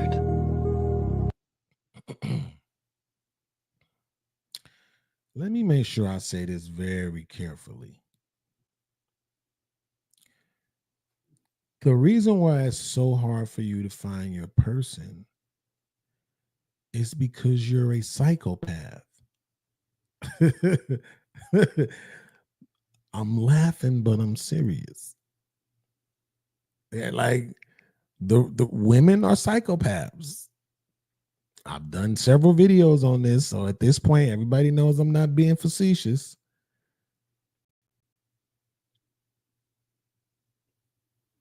We can give you an app right now and present 1,000 men to you, and you will swipe left on 997 of them.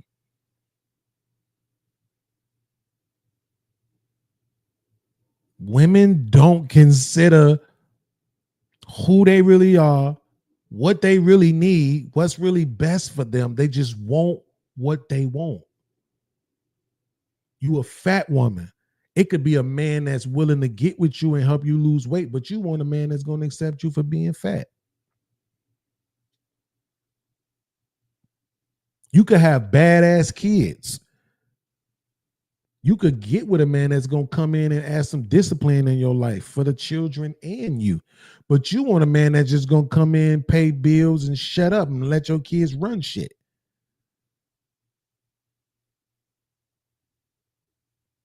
The reason you can't find nobody because ain't nobody good enough for you in your own mind.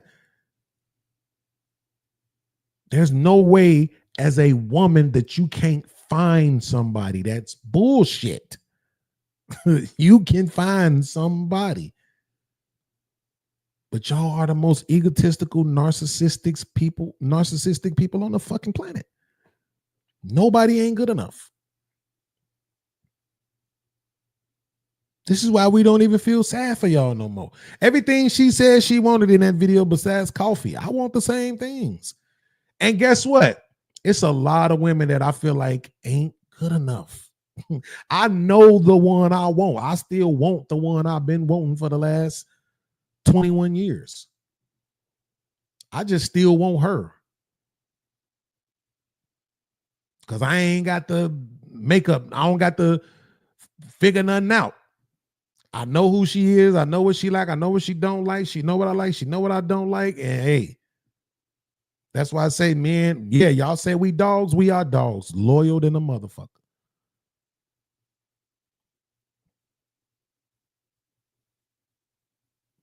But lady, you said you 53. Look at you still trying to be sexy. Do you got lashes on? Are your eyebrows arched? You ain't figured it out yet. You alone because you trying to be something you not. Young.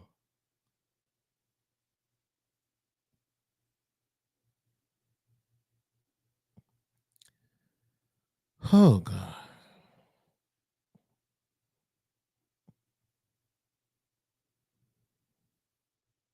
Crazy. Crystal said he said that he was playing a long game just waiting for his grandson. I must have missed something. 1 sec, I'm going to ask my husband. What did you ask him? So I can understand the premise of this. Hypergamy is overhyped. Yeah, well, listen, I can't remember what video I was watching. Oh, no. Matter of fact, the video we just got through watching with Takara, she said it. A lot of y'all got good relationships. A lot of y'all got good men. You sitting around in your bonnet, his t-shirt and panties, and to him, you the most beautiful thing in the world. He just living his life. Don't give a fuck about nothing else. And that shit ain't good enough for a woman. That's the problem. Psychopaths. You got a man that don't give a fuck about nothing but you. This is my ex. You got a man that don't give a fuck about nothing but you. And you can't even muster up the love for that man. That I'm trying to tell you. Because you ain't saving them or rescuing them from themselves. That's what they really be looking for. And unfortunately, y'all ain't getting that shit. Especially not at 53, you ain't getting that shit. You out of your mind. You don't even deserve that shit.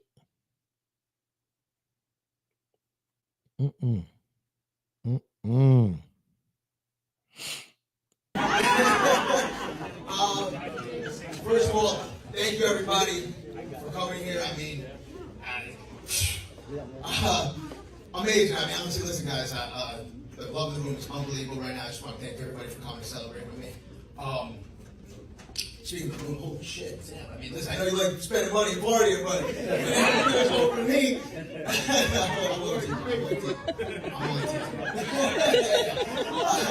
I'm only teasing. It looks amazing. Thank you so much. Listen, I'm sure my in-laws, my parents contributed as well. So thank you guys. My in-laws, I can see all of you. Seattle, Macy, Jose, wherever you are. Listen, from day one, you guys have always shown love, and I just want to tell you from my heart, I got love and appreciation for you guys. All that nice stuff being said, though, guys, you didn't get me. I knew. Listen. They did a good job. She almost had me. It was close. I'm an investigator. You can't hide anything from me. I know everything. But because I knew about the party, because I know my wife, everyone here knows my wife, I figured it'd be pretty smart of me, even though it's my birthday, to get her a little something, right? Well, happy wife, happy life, bullshit. You know what I'm saying? That's how it's working. Uh-oh. I'm really nervous. It's funny, last time I did this, I was wearing this same shirt and my Uncle Sonny's cufflinks. Pretty ironic. You have me shaking. You flipped it on you, sir. I don't know what's going on. I was trying to be nice. Oh, take it. Just this one. We're going on to the other one. Oh, here it is.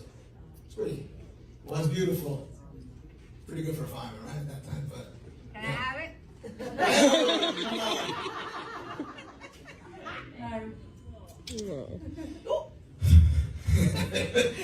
Yeah, I fucking know everything.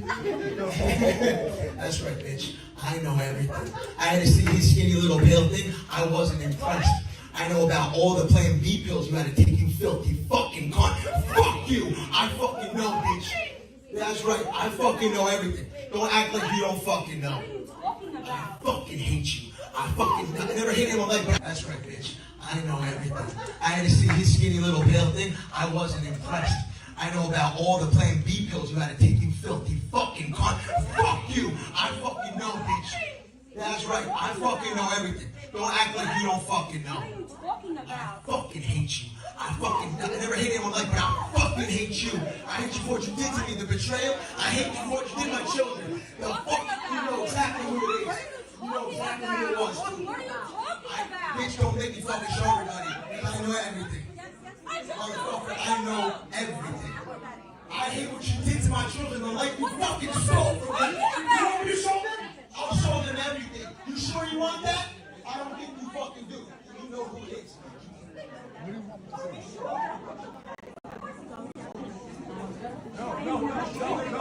Fuck you. I don't give a fuck.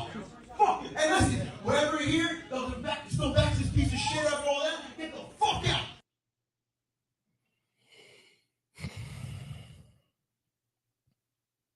Now, y'all know in today's time, we question the validity of all these videos because retarded people stage videos all the time without letting us know that it's staged. And because of that, we end up questioning a lot of these joints. This video was long-winded for it to end the way that it did. Right? Like they could have cut that probably the whole first minute out. Right? But it's very difficult for me to think that this was staged based on the amount of aggression that he was using in the end. But to go from that whole time laughing and, you know, shout out to these people and this and that and blah, blah, skip, you know, it's my birthday, but I said, you know, I get something for my wife, you know what I'm saying? Bitch! Right? Like that. That just shows you exactly how this impacts people. And I'm saying people intentionally. Believe me, I want to say men. I do. I want to so badly. But I'm saying people because in all honesty, at this point, if you're in a relationship and you are not being deprived of sex, and I'm talking about deprived, not y'all have sex once a week. I'm not talking about that. I'm talking about it's been weeks and months and shit, and you ain't been having sex, and you've been trying, and the person just been denying and whatever, and always got an attitude and this and that. Talking about actual deprivation. If you're not being deprived of sex and you cheat, you deserve this level of embarrassment. It wouldn't have been no, do you want me to show everybody?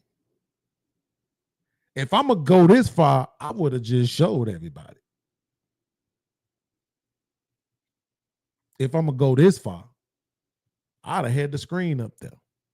I mean, according to him, he saw the guy's dick and everything. So I'm assuming maybe he had some cameras in the crib. And that's the worst part too. Like you did it in our crib. If that was the case, but I'm just saying. Because he said, I saw the guy's little peen, it wasn't impressive. Right? I wouldn't have been no asking. Oh, you denying it? So I just want to make sure I'm clear right now. You're denying it, right? All right, everybody, exhibit A. Yeah, I'm gonna go all the way out. Super the bad guy. Right? Super duper bad guy. And then he was telling the other girl, So I'm guessing the other girl's her friend, her sister, something. And that's what I'm saying. I always say this because it's true. I had to tell my friends, my family members, bro, when you cheating on your wife, I don't want to fucking hear about it. I'm not the cousin. I'm not the friend. I'm not the brother that you call and tell me about your sexcapades of you cheating on your wife or your woman. I don't want to hear about it. Because when you take the time to make this person your woman and this person then gave you kids and you bringing her to all the family functions, we supposed to be treating her like family and all that, then nigga, I'm not cool with you disrespecting her in this way. I'm not cool with you cheating on her. Why you think I'm going to be cool with that? No, sir. So I don't want to hear about it. So for all y'all women who sit up and listen to the tales of your friends, your sisters, your cousins cheating on their men, fuck all y'all. All y'all some pieces of shit. And I can say that because I don't go for it. My phone don't ring. Ain't nobody calling me. And they damn sure ain't calling me to tell me about some chick they slept around with on their wife or their girl. They ain't telling me about it. I don't want to hear it. I'm cool on that.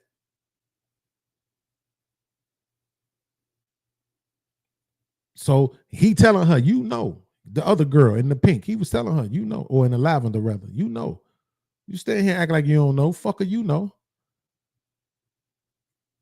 And then they want to keep standing there acting like they don't know, which is gaslighting at this point and trying to make him look crazy. If the man is telling you he know,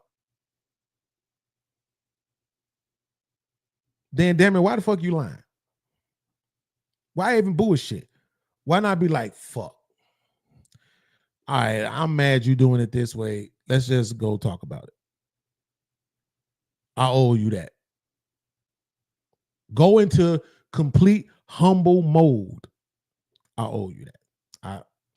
Look, I don't know what you want to do, but this is what it was. Blase Skippy, woo, just so you know, you don't got to have no anxiety about it. It is what it is. And I don't want to break up, but if you want to break up, I'm probably going to fight for it a little bit, but at some point I understand and move on. Right? And maybe not so nonchalantly, but I'm just saying. I don't understand why people can't do it that way. Bitch, you know you wrong. Like, why is the rest of anything other than that is just you deserve whatever you get outside of dying. Like you deserve whatever you get. The minute you start gaslighting me, you deserve whatever you get.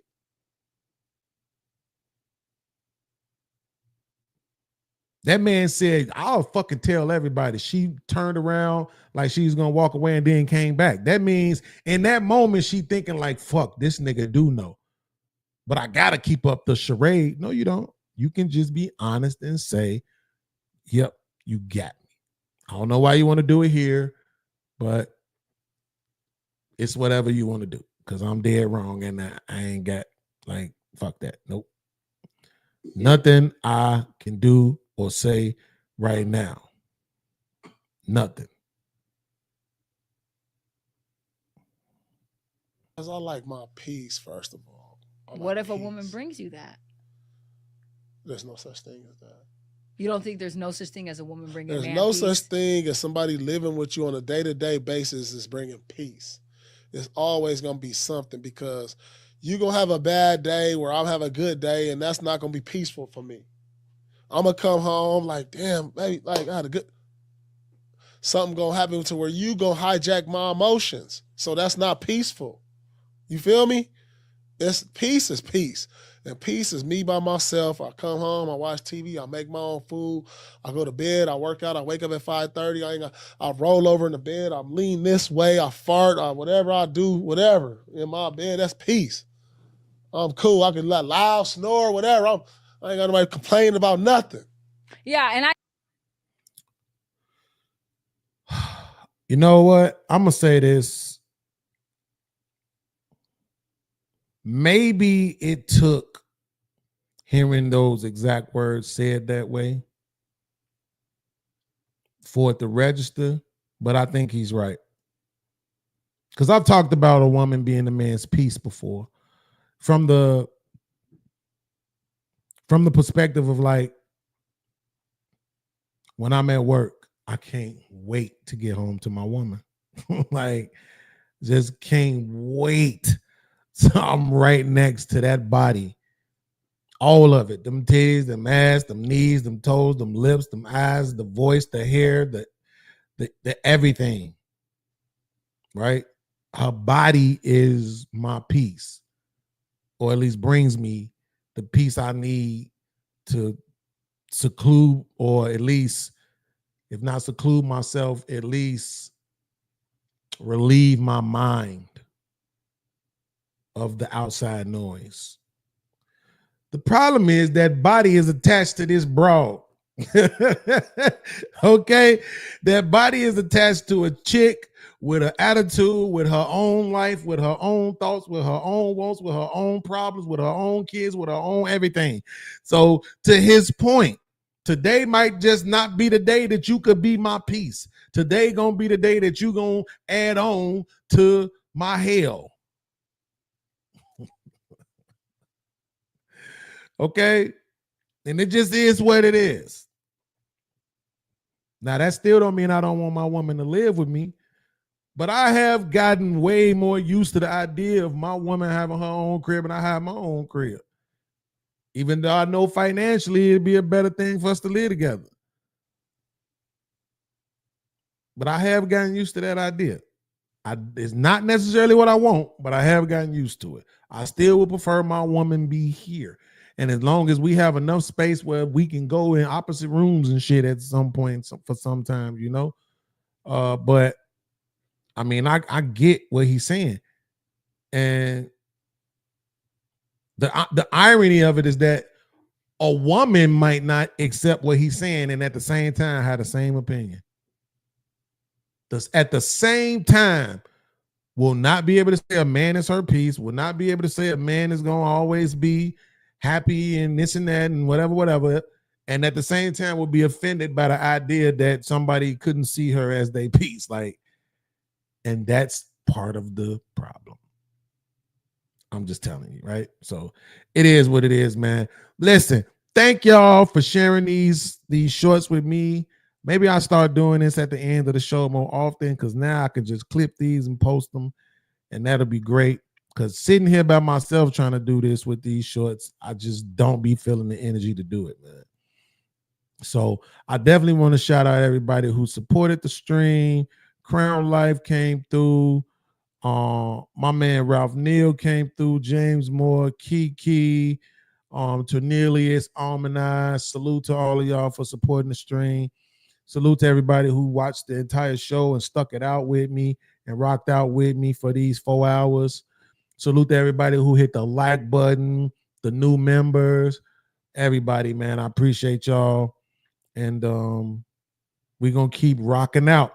I'm going to drop the full video of that video that we watched at the beginning of the stream yesterday, which was the excerpt from a show that we did a while back. Myself, Sean Antonio, World Class, Daryl Long, Wrench Turner, a few people pulled up for that episode.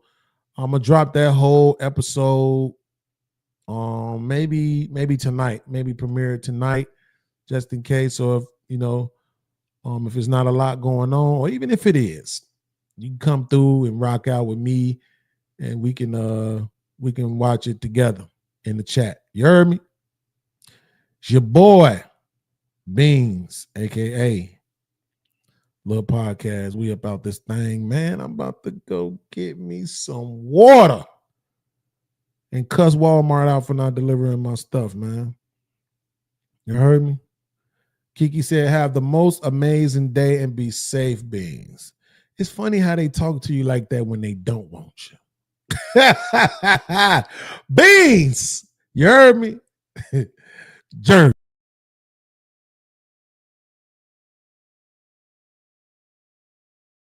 Hit that like button, and hit that subscribe button, and hit that bell, and leave a comment to trigger YouTube's algorithm. Yeah, yes, Don. I am holding a grudge because I'm still goddamn pissed off, and I'm tired of the goddamn disrespect. on? Blah blah blah blah blah blah blah blah blah blah blah blah blah blah blah blah blah. Okay. Other than that, I don't give a fuck.